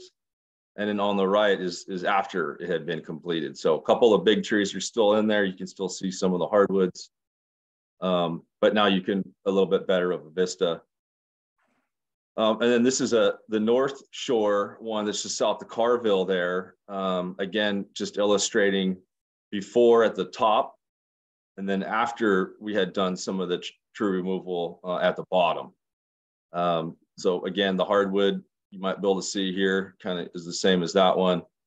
A couple trees that we left in part of the view. It's just the bole. It's not a bunch of branches, so why not leave it there? And so that's just kind of quickly what I wanted to, how do I stop? There we go. Okay. I assume this was somewhat of a refresher. I didn't want to go into great detail, but at least let you know we're pulling the trigger to move forward on thinning the Trinity Vista site, in the near future. So do you have to complete NEPA, or are you ready to actually implement? NEPA is signed and we're ready to implement. Okay, cool. Any questions for Todd? Hey, Todd, this is Keith. How long did it take you to put together the NEPA for cutting 20 trees? That actually wasn't long. It's only like a 2-pager, so it's a letter to the file. It's low-level NEPA. What really took the most time was resolving the other issues with the Pettyjohn sale and the northern spotted owl stuff. We didn't want to have this little 20 tree project conflict with a much larger project, so just wait on it. And then once that was done, it really was only a couple days. Good. Great. Anybody else? I had a question about the other ones. Is there a maintenance return interval for the other ones? Because that's been about 7 years since you did the one at Osprey. It has been a while. In reading the document, they do talk about, retaining some of the trees that are less than 6-inch diameter, for example, at a spacing of, 35 or 25 to 35 foot. Now we know that's going to grow up and go right back into your vista again. So I did not see a hard date for a return interval, but I would assume that we're going to maintain that vista. I just don't know when, right? How many feet is it growing per year to where it's going to obstruct that view? I think we're probably pushing it. What are you seeing out there, Carol? Like, need to get out there the next 5 years, you think, or yeah, a little bit longer? Yeah, it's growing back. So, yeah, just so there's no new NEPA done. Is that maintenance covered in the NEPA that was done back in 2014, 15? Correct. Okay. Now this is up to leadership, so this is kind of my perception, and take that with a grain of salt. The Vista was put in place and that decision had been made long ago. So all we're doing is maintaining that decision that was already made. So with the existing NEPA, I would anticipate that we were going to maintain it as that Vista, as was decided long ago. So Tanbark is, they've decommissioned, Tara will correct me, they've decommissioned Osprey. They took the dock and the sign out of Osprey. And so now the real Vista is at Tanbark where the picnic tables are. And so, yeah, I'm just trying to make sure long-term that's going to get maintained. And Tara's got her hand up, she'll correct me. Go ahead, Tara. Thank you. Nope. Carol, I would not presume to correct you about anything going on up north. Matter of fact, you're the person I call when I want to know what's going on up north. So I just was going to, Todd, how are you planning on implementing it? And if we're doing it in-house, let me know, because I can make folks available to go get that done. Rather than having it sitting out there. I think we'll be chatting here soon between our crew who's available, 20-man shot crew.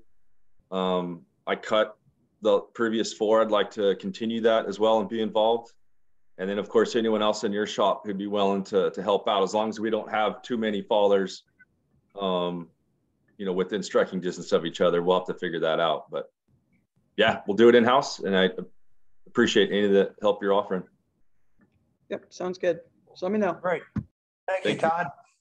Yeah, thank you, guys. Next thing up is actually Tara and kind of an update on our October field trip. Whatever you call it, big bar, big burnt, big ranch. Big ranch project. Really, the field trip itself was really beneficial for me to get out and really look at some of those things. I've assigned a forester to it now to kind of start refining some of the maps so that I can, get you guys some more information and we can go a little bit more in depth as we work through it. He's going out. So it's funny. I sent him out. I want you to go identify any oak woodland opportunities, get those on a map. Look at the any meadow enhancement opportunities that we can do. Let's make sure we show where the power lines are going through, some of those things. So then when we look at it, we can have some of that information right at our fingertips. So since I last saw you, I reported back to Rachel how the field trip went. We've got the Big Ranch project is on the program of work. We're planning the surveys and trying to make sure we have all the money we need to get the surveys done. But things are looking good for collecting data kind of across that landscape in FY23 and sitting down to write an EA that's, around the 20 to 40,000 acre size for a year in 24, and then looking to start implementing the first pieces of it in 25. So it's also a really having that big of a footprint will give us the ability to have Trinity County and our partners and us be more competitive for some grants from the state, for just different funding opportunities to get a lot of work done on a landscape in an expedited fashion. So that piece has all went really well, and that's where I'm at now. I've got it on the program of work for the forest. It's definitely one of the priorities, one of the higher priorities. And I've got a forester assigned to start going out and doing some of that to get us a little bit further down, instead of the 100,000 foot level we were looking at it, start giving us some opportunities and looking and seeing what the collaborative is looking for. So that's what I had on the field trip. We're also, we've switched into fuels mode. So you want a general update, or you want me to stick just to this topic? Just to this topic at the moment. That's what I had. You have any questions? Well, yeah, any questions or comments from people, especially who were on the field trip?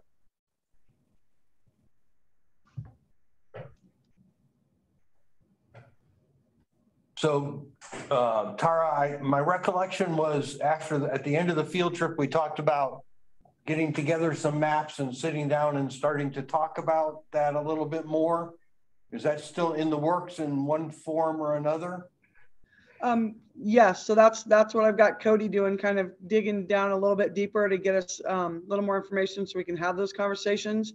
We will have it as a hybrid meeting. So once I get some more layers of the GIS map built, I'll likely just work with Kelly. Kelly and I talked about it, get those mailed out to people. I like to hold maps in my hand. I know Arnold really likes to hold maps in his hand, and get those shipped out to people so that we can all kind of look at it and have it in real time. And then that'll be our next, instead of a field trip, we'll just do a hybrid, Zoom meeting or something where we can all work together and collaborate on that whole giant project area. Okay, so just a comment for Cody is that on the RCD website, there is a downriver fire management plan that was written by Kenneth Baldwin a number of years ago that might have some utility. It has power lines mapped on it and things like that. Absolutely. And I did, I have some other meetings I'll have to have. I'll be meeting with our tribal partners, and I'll also be chatting about the project with with Amelia as the Fire Safe Council, and then also working with the Willow Creek Fire Safe Council, because as you know, it drops down in there behind Salyer. Yeah, and we were just out there yesterday. Larry. Yeah, I didn't want to let the opportunity go by without thanking Tara for that. That was probably the best field trip the Collaborative's ever had. So thank you for putting that together. Very informative. Lots of great discussion took place. Yeah, it was really great. Thank you, Larry. Yeah, thank you, Larry. Anybody else? And if not, well. So the next agenda item, I had sent an email to Sheriff Saxon, didn't get a response back, but do we have any updates on illegal grows?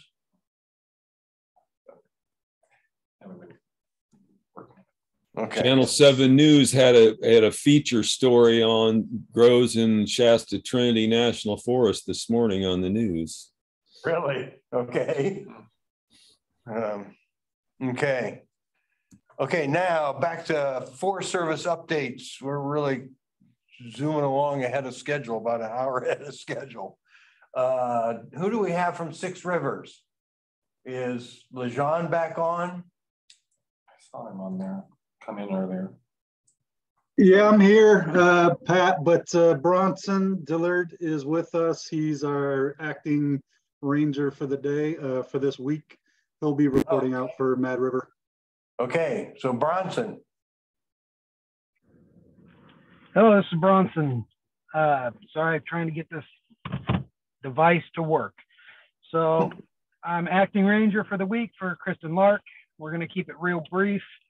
She asked that we give a shout out to the TCR CD for the road work that was done on 27 and 03 and the 29 and 30. It came out real nice. Looks good. Sure. Asked that we go ahead and announce that we've created a Firewise committee in the Mad River region. Nancy Kieran, Chad Heaton, and Jeff Myers are going to be on that. It's for basically for addressing concerns and from the community, and kind of get a community-based group going to address those types of concerns and bring us all together on that. With that said, I am just a placeholder at this moment and just taking notes so I can pass it on to the powers that be. So that'll be the end of my report. Okay, so I think Nancy Curran had mentioned just other project stuff is I think you guys have had some work going on with RAC funding with the Watershed Center. Three Rivers, Three Forks project or something like that. We do have multiple projects going on. Some of them are RAC funded, others are appropriated funding. A number of those agreements with Watershed Center and TCRCD are expiring come March. She's working very diligently to spend that money and get that work done on the land at this point. I don't have her numbers for how much acreage has been treated since the last meeting, but it's ongoing. So the season hasn't ended as of yet. Okay. Larry? Go ahead. Larry, you got something? Yeah, I talked to Kristen Lark recently, and she informed me that the collaborative planned Acre Woods was sold to Humboldt Redwoods Company. So I thought that was good news that the rest of the collaborative would want to hear. Yeah, great. Okay. If nothing else, then back to Shasta Trinity, Tara and whoever else. Other updates? Todd, did you want to go first? Do you have any updates on your Trinity camps or anything? I didn't have any plans. If you guys wanted me to chat about something, I'm not sure how much more there is to update for Trinity camps. Well, I guess there's one. So I guess I'll go first, Tara. Thank you. I'll make it brief. Talk myself right into it. Trinity Center Airport and the FAA has basically said you're out of compliance and you got to thin some stuff. So they've gone through PACE engineering, did some fancy drone flights, and have determined a whole lot of trees in the flight path that need to be mitigated, removed, or whatever. I kind of see two phases to this project. One is kind of in the immediate facility where it's just kind of like what I'd say mowing the lawn and just maintaining that stuff.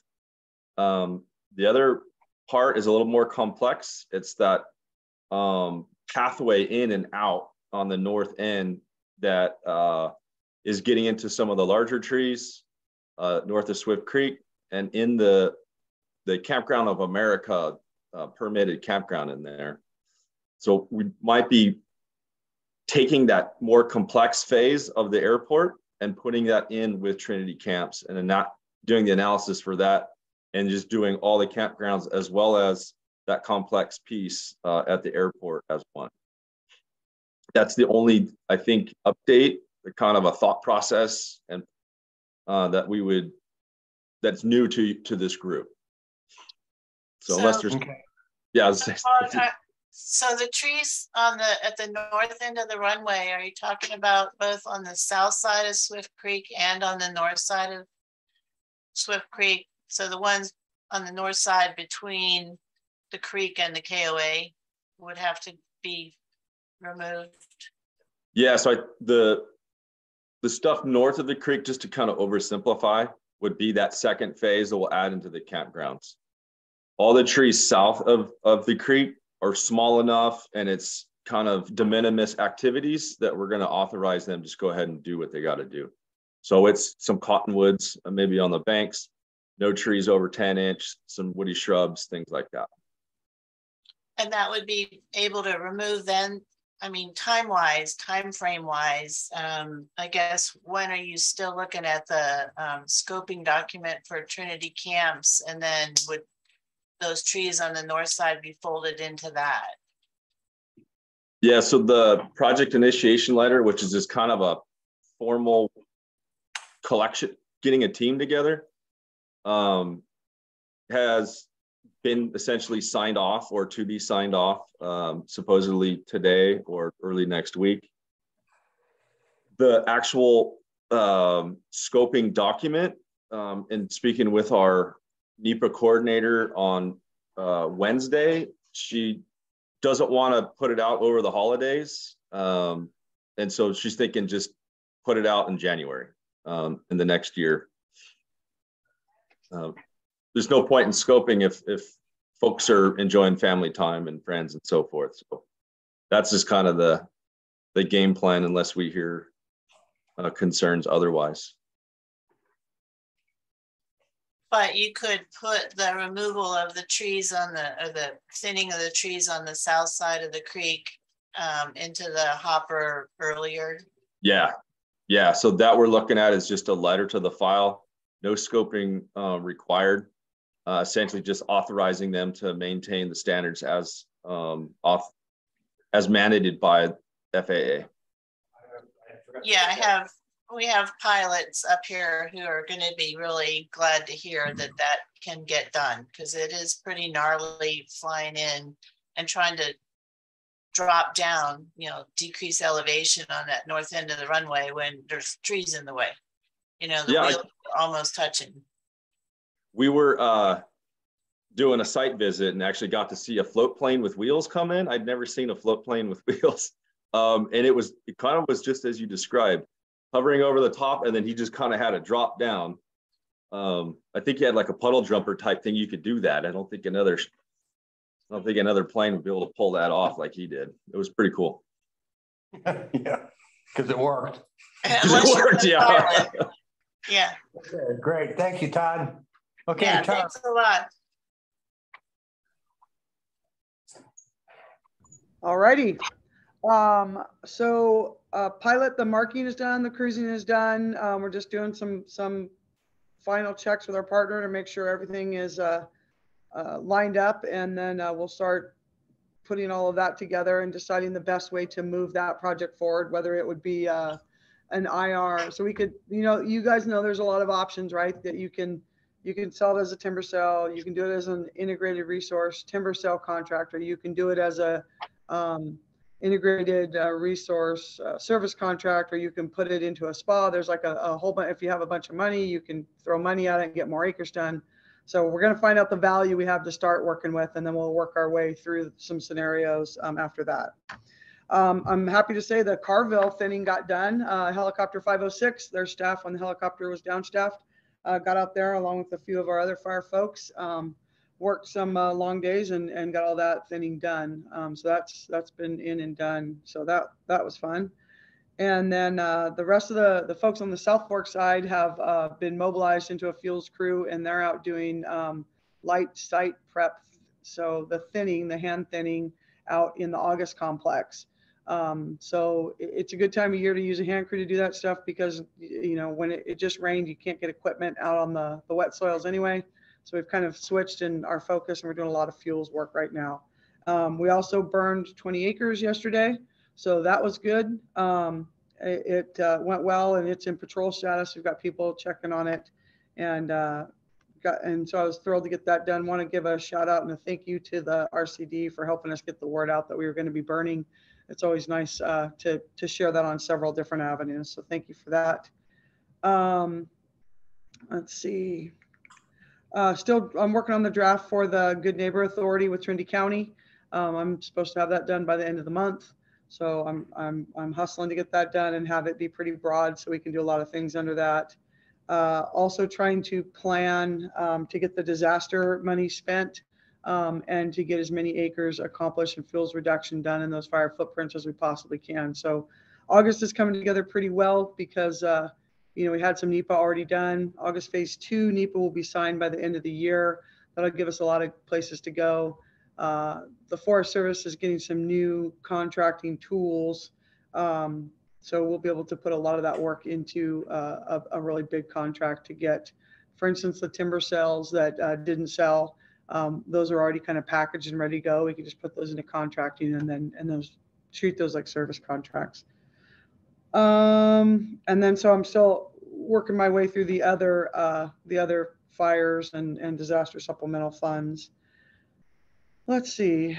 Those are probably the biggest, and hiring. So I'm up to my eyeballs. We're doing SAF hiring right now, and trying to get that submittals due today. We're trying to pick up, got to fill behind Randy. So we're trying to fill behind Randy and fill behind Logan. So that's 2, then adding 2 additional foresters. So that's 4. adding 2 additional technicians out in the woods. So that's 6, and then 2 interns. We're trying to get a couple of interns picked up that are still in school and get them on board. And once they come out here and see all the good work we're doing, we're hoping we can get them to stick around and stay and work for us. So a lot of hiring going on. We did successfully hire 2 archaeologists, so they should be on board by the end of the at the end of the calendar year, 1st of next year. I think that's pretty much the big ticket things. You know, want to thank the community and and Shasta County and all. Trinity County and all the good work that got done. With the emergency situation we had there in town and behind our office. Just so thankful to be in a small town where everybody kind of takes care of each other. I also know that incident reached up north, and I know, so Carol, I want to thank you and all of your responders for just helping keep the community safe and rallying the troops. And it's one of those moments you never want to go through, but if you're going to go through it, you want to be in a small town. So just wanted to thank everybody for that, for everything you guys did. So Tara, didn't you hire a brushing crew? Yes, thank you. For the first time, we've switched to, instead of just hiring firefighters in the summer, we've brought on 6 people we'll start at the first of the year, 6 people on the TRMU side, 4 people on the South Fork side. We're going to make those guys into a crew and go out and continue to just work through the winter. Also with the disaster funds, I'm authorizing a lot of work and doing things that we haven't done before. You know, renting shears, renting equipment, putting a lot. At some point soon, I'll report out on how much money we've put into our partnerships. We're looking to increase our ability and to broaden those umbrellas in our agreements so that our partners can help us get more work done. So all of those things are moving along. And I think, by the time field season hits next year, we'll have more tools and more money in place to get a lot more things done. And I think this is a really good time in the agency's history to actually, and for Trinity County to actually start turning the corner to get acres treated ahead of time and get us in a much more resilient state. Really appreciated what I caught of Eric Knapp's presentation. And in that large footprint, I'm happy to hear that we're kind of in line and in step with what he's seeing as well. And look forward to getting us out there as we start talking about potential treatments in that same footprint. Great. Questions for Tara or comments?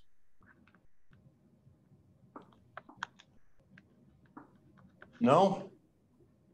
So Tara, somewhere along the line, you and I probably should catch up on the field trip we took yesterday with Willow Creek Fire Safe Council. Yeah, thanks, Pat. I would appreciate that. We had our after action review from what happened last week. Yes, but it was a good field trip, so I'll fill you in. And thanks to Tim Ritchie. I mean, it came up at the Fire Safe Council meeting whether or not there was any kind of NEPA for that road, and we had the information from him within like 10 minutes. It was just like, whoa, okay, on top of it. So that was great information. Thank you. Great. I'll make sure and let him know it was appreciated, and we're trying to be more responsive. We're getting there. No, you did great. Okay. Wow. We're to other items, partners.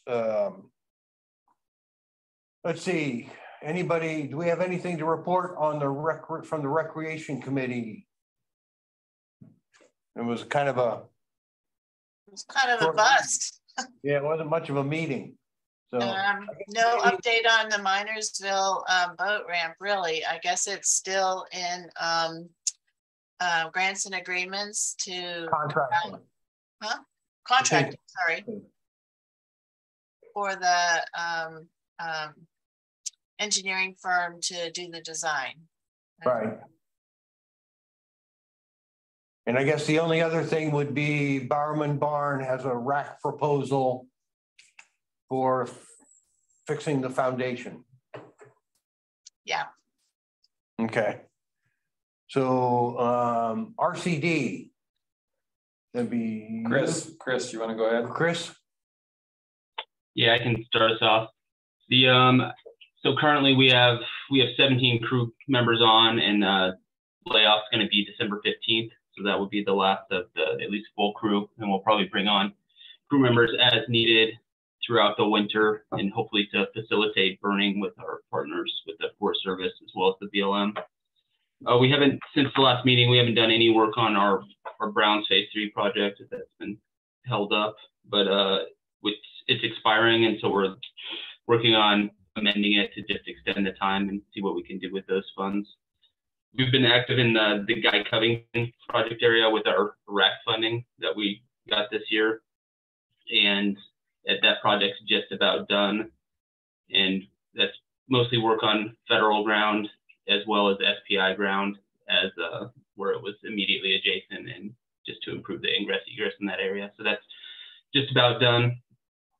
And then we've also mostly on BLM with our CAL FIRE Forest Health grant, we've completed around 70 acres under contract, which is the first time the RCD's hired outside contractors, but it's gone pretty smooth. And they're going to be moving on to some more work, and that's in the Reading kind of Indian Creek area. The first area is just off of Highway 3 and Reading Indian Creek Road, and then the other area is kind of just farther down the road, and that's going to be another 100 acres. That's all hand treatment cut pile that'll be burned probably next fall.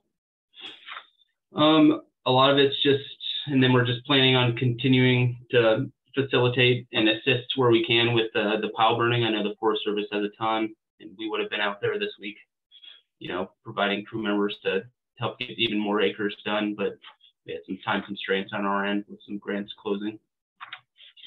We did, I guess it's not on federal ground, but it's pretty important county-wide, is we did submit to the McConnell Foundation. We talked about it at the last meeting, and we did submit a proposal, and we were granted that proposal. And so we're moving forward. I think the contract will be signed either early next week or this week, maybe later today. And so that's to basically do all the planning and project design on a bunch of SPI ground as well as private ground and the North Lake area as well as surrounding Weaverville.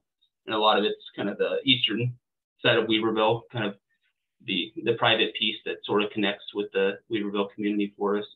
And so it's a large project. I think it's like a $10 million budget. We're just taking care of the planning portion of that, but that'll probably tie into future plans with the Forest Service and as well as the BLM.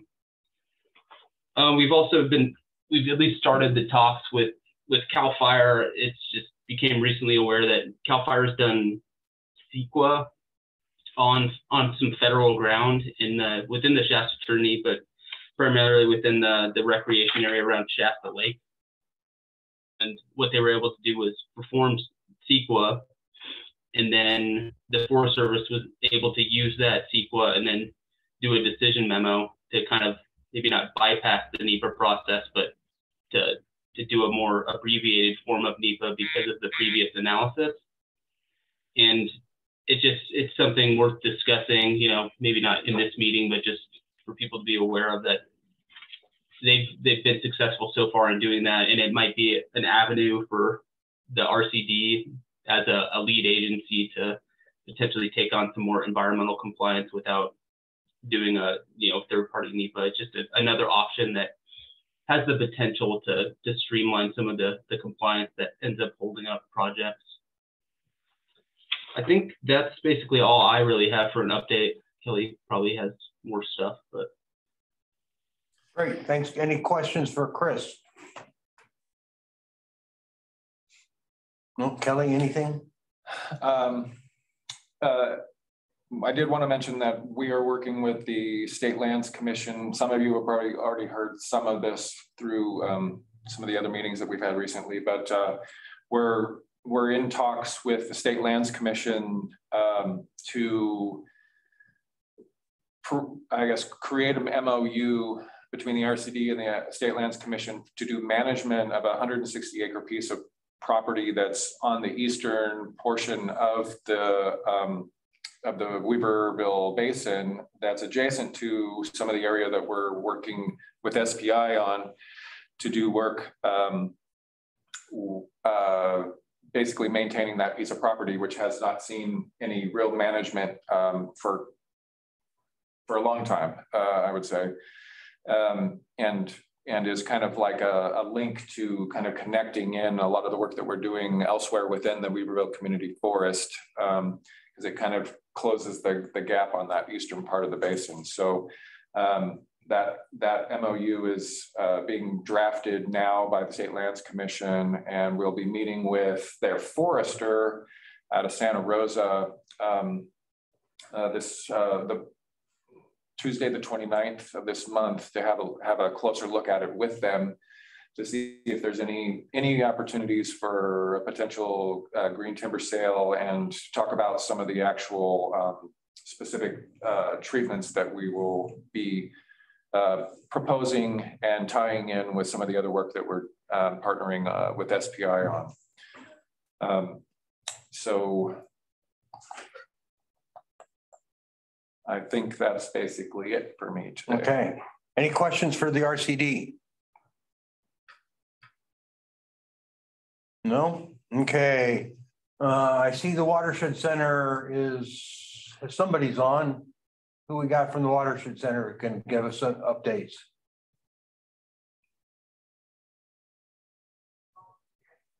It says Watershed Center plus High and Palm VFD. Hi, so we've got a couple of us from the fire program on. Okay. So I don't think we'll be able to do like a super Watershed Center wide update. But when's the last time you got an update from the fire program? Probably never. Okay, well, I think we were able to burn prescribed fire on private lands, I think upwards of 120 acres this fall.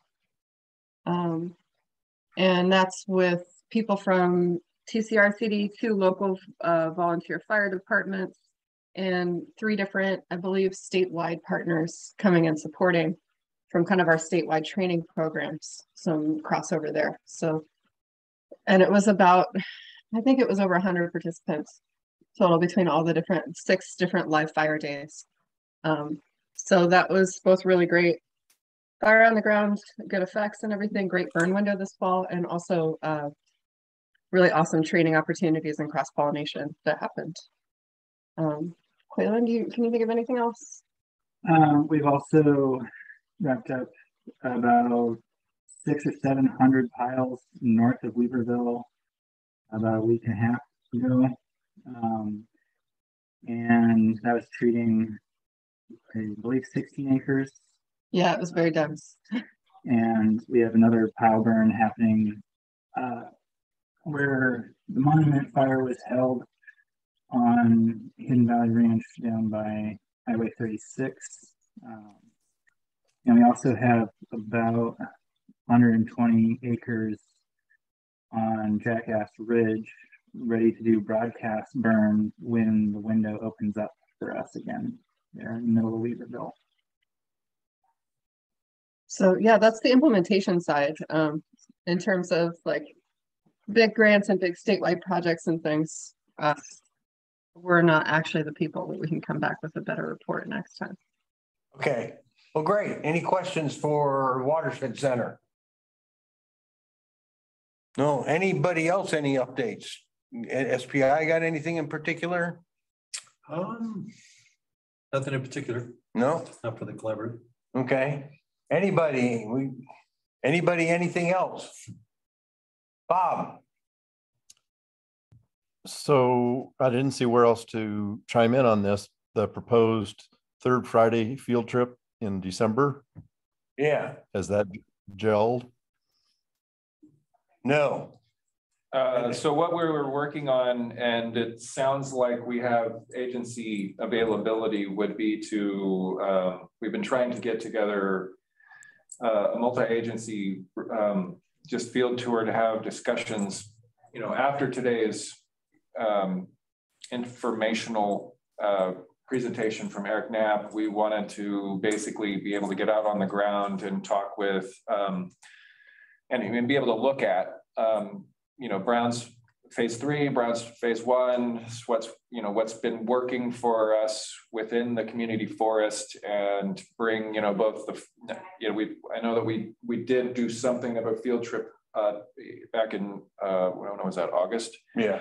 That basically touched on those areas, but we wanted to bring the BLM in on that conversation as we're working towards more implementation and specifically the Oregon fire, the Oregon mountain timber harvest that the NEPA is kind of working towards. So what we were trying to pull together was, again, like a combined, Weaverville Community Forest Steering Committee meeting with, both of those relevant agencies to talk about, some of the more recent treatments that we've had, timber sales that we've, had some success with, look at the on the ground so that we can speak, towards like what's working, what's not working, so we can get, some information to the BLM about like what's acceptable, what, where we want to go with specifically the Oregon Mountain, in the shorter term, the Oregon Mountain timber sale, as well as just future treatments. So that's kind of what we were hoping to do for that December meeting on the standing third Friday. Third Friday. It'd be the third Friday, the 16th. Right, gotcha. So does that sound acceptable to people? Got a hand up from Arnold. At the end of the so-called Big Ranch tour, we talked about that field trip day, and Tara or the group kind of agreed that it's kind of chancy scheduling a field trip in December, and so Tara suggested we save that date for, in case it's needed, to do the map looking at meeting that she talked about, which could focus on the Burnt Ranch Big Bar area, or it could focus on all the areas Kelly was just talking about. But it seemed to the group, it seemed more likely that it should be an indoors meeting, or at least people ought to hold out the probability that it would be an indoors meeting rather than a classical field trip. Yeah, and we took that into consideration, but knowing the sort of timeliness of needing to get getting information to the BLM, I figured that we could plan for that, and then that would be an excellent fallback. If the weather was not conducive to actually getting out in the field. Yeah. So yeah, my information's a month old. So listen to Kelly first. Okay. Tara, does that sound good to you?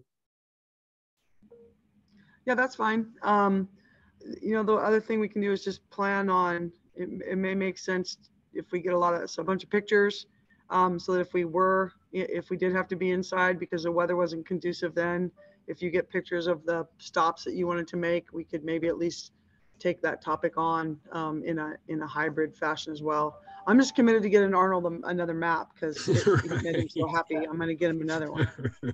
Okay, sounds good. So we'll work towards that. I'm going to break with the agenda briefly. I see that it looks like Ross is getting ready to bolt from the room, and this is my last meeting as the facilitator. And I have something to give to Ross, which you guys can't really see very well on the screen, but to thank him for his persistence in trying to harvest the low-hanging fruit called the first 1 mile of the Around the Lake Trail. I just have a pair of bicycling socks for him. Oh.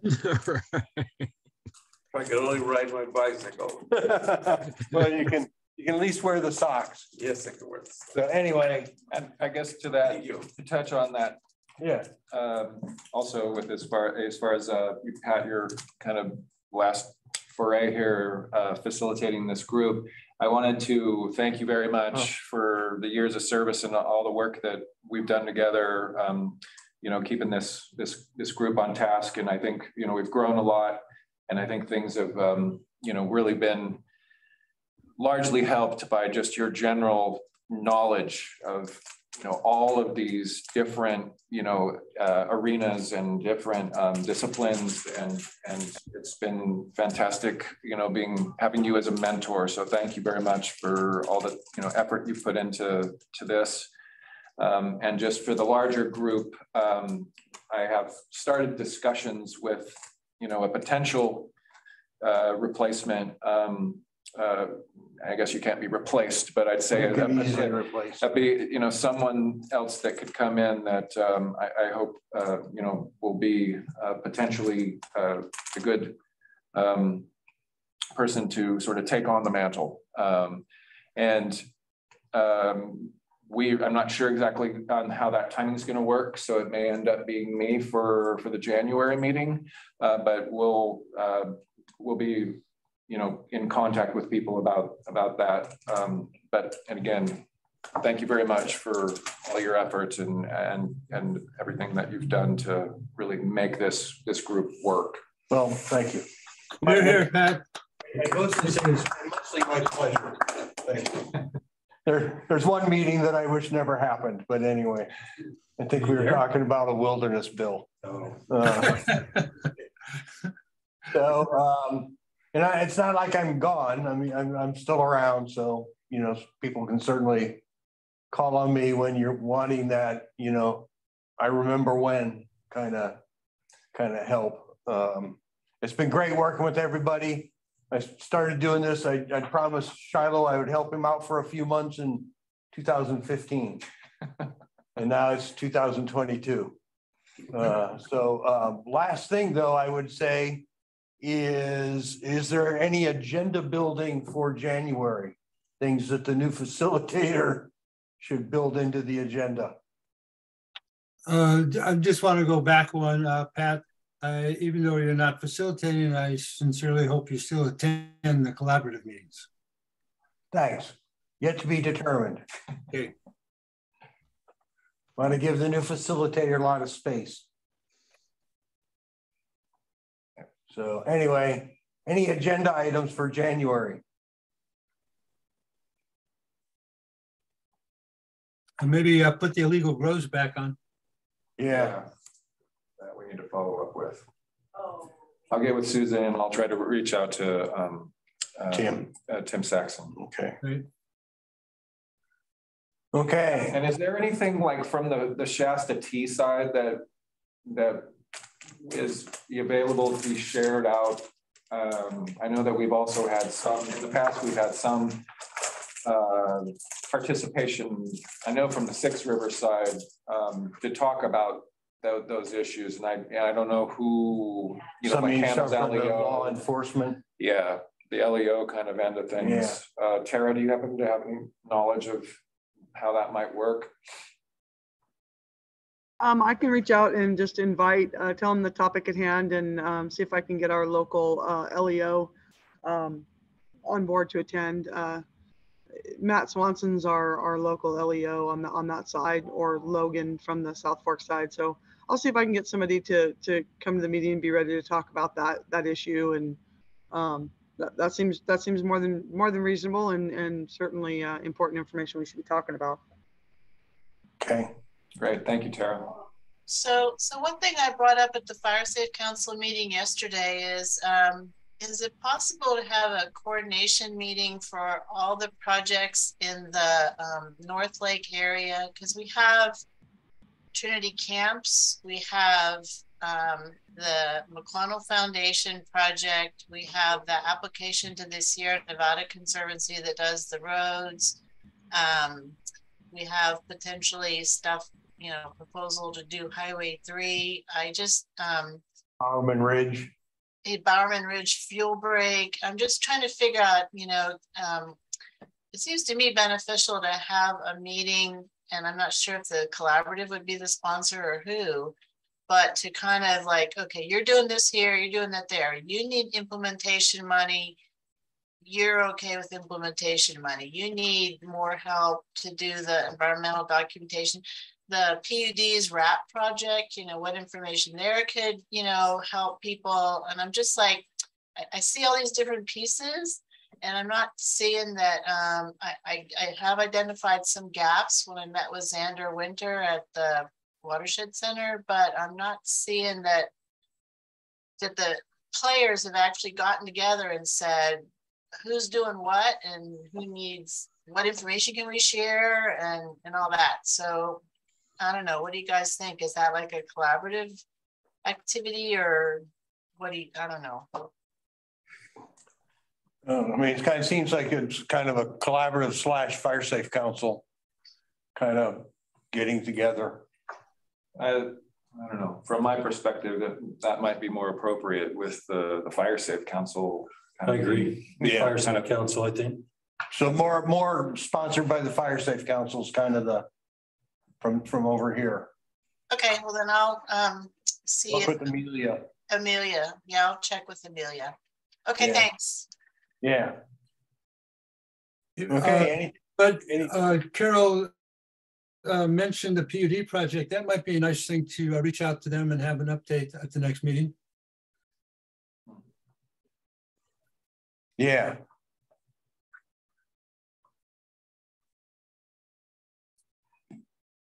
Thanks, Jerry. Good suggestion.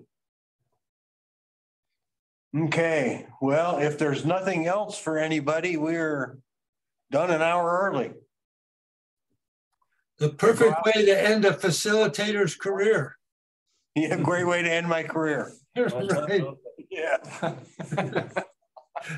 It's what you'll be remembered for, Pat. Yeah. Okay, Thanks. well, anyway, everybody have a wonderful Thanksgiving with whoever you're going to share that with. And if I don't see some of you before, have great Christmas and New Year's. Thank you, Pat. Back at you. Everyone. Jennifer, Mama, get that turkey over to the school. It's done. It's resting. It's resting. Okay. Thing before carving. Thanks, everybody. Have a good Thanksgiving. Thank you, everybody. Thanks, everybody. Good job. You do need the socks. You're not even wearing any. No, I can't put any on. Oh, but those will work.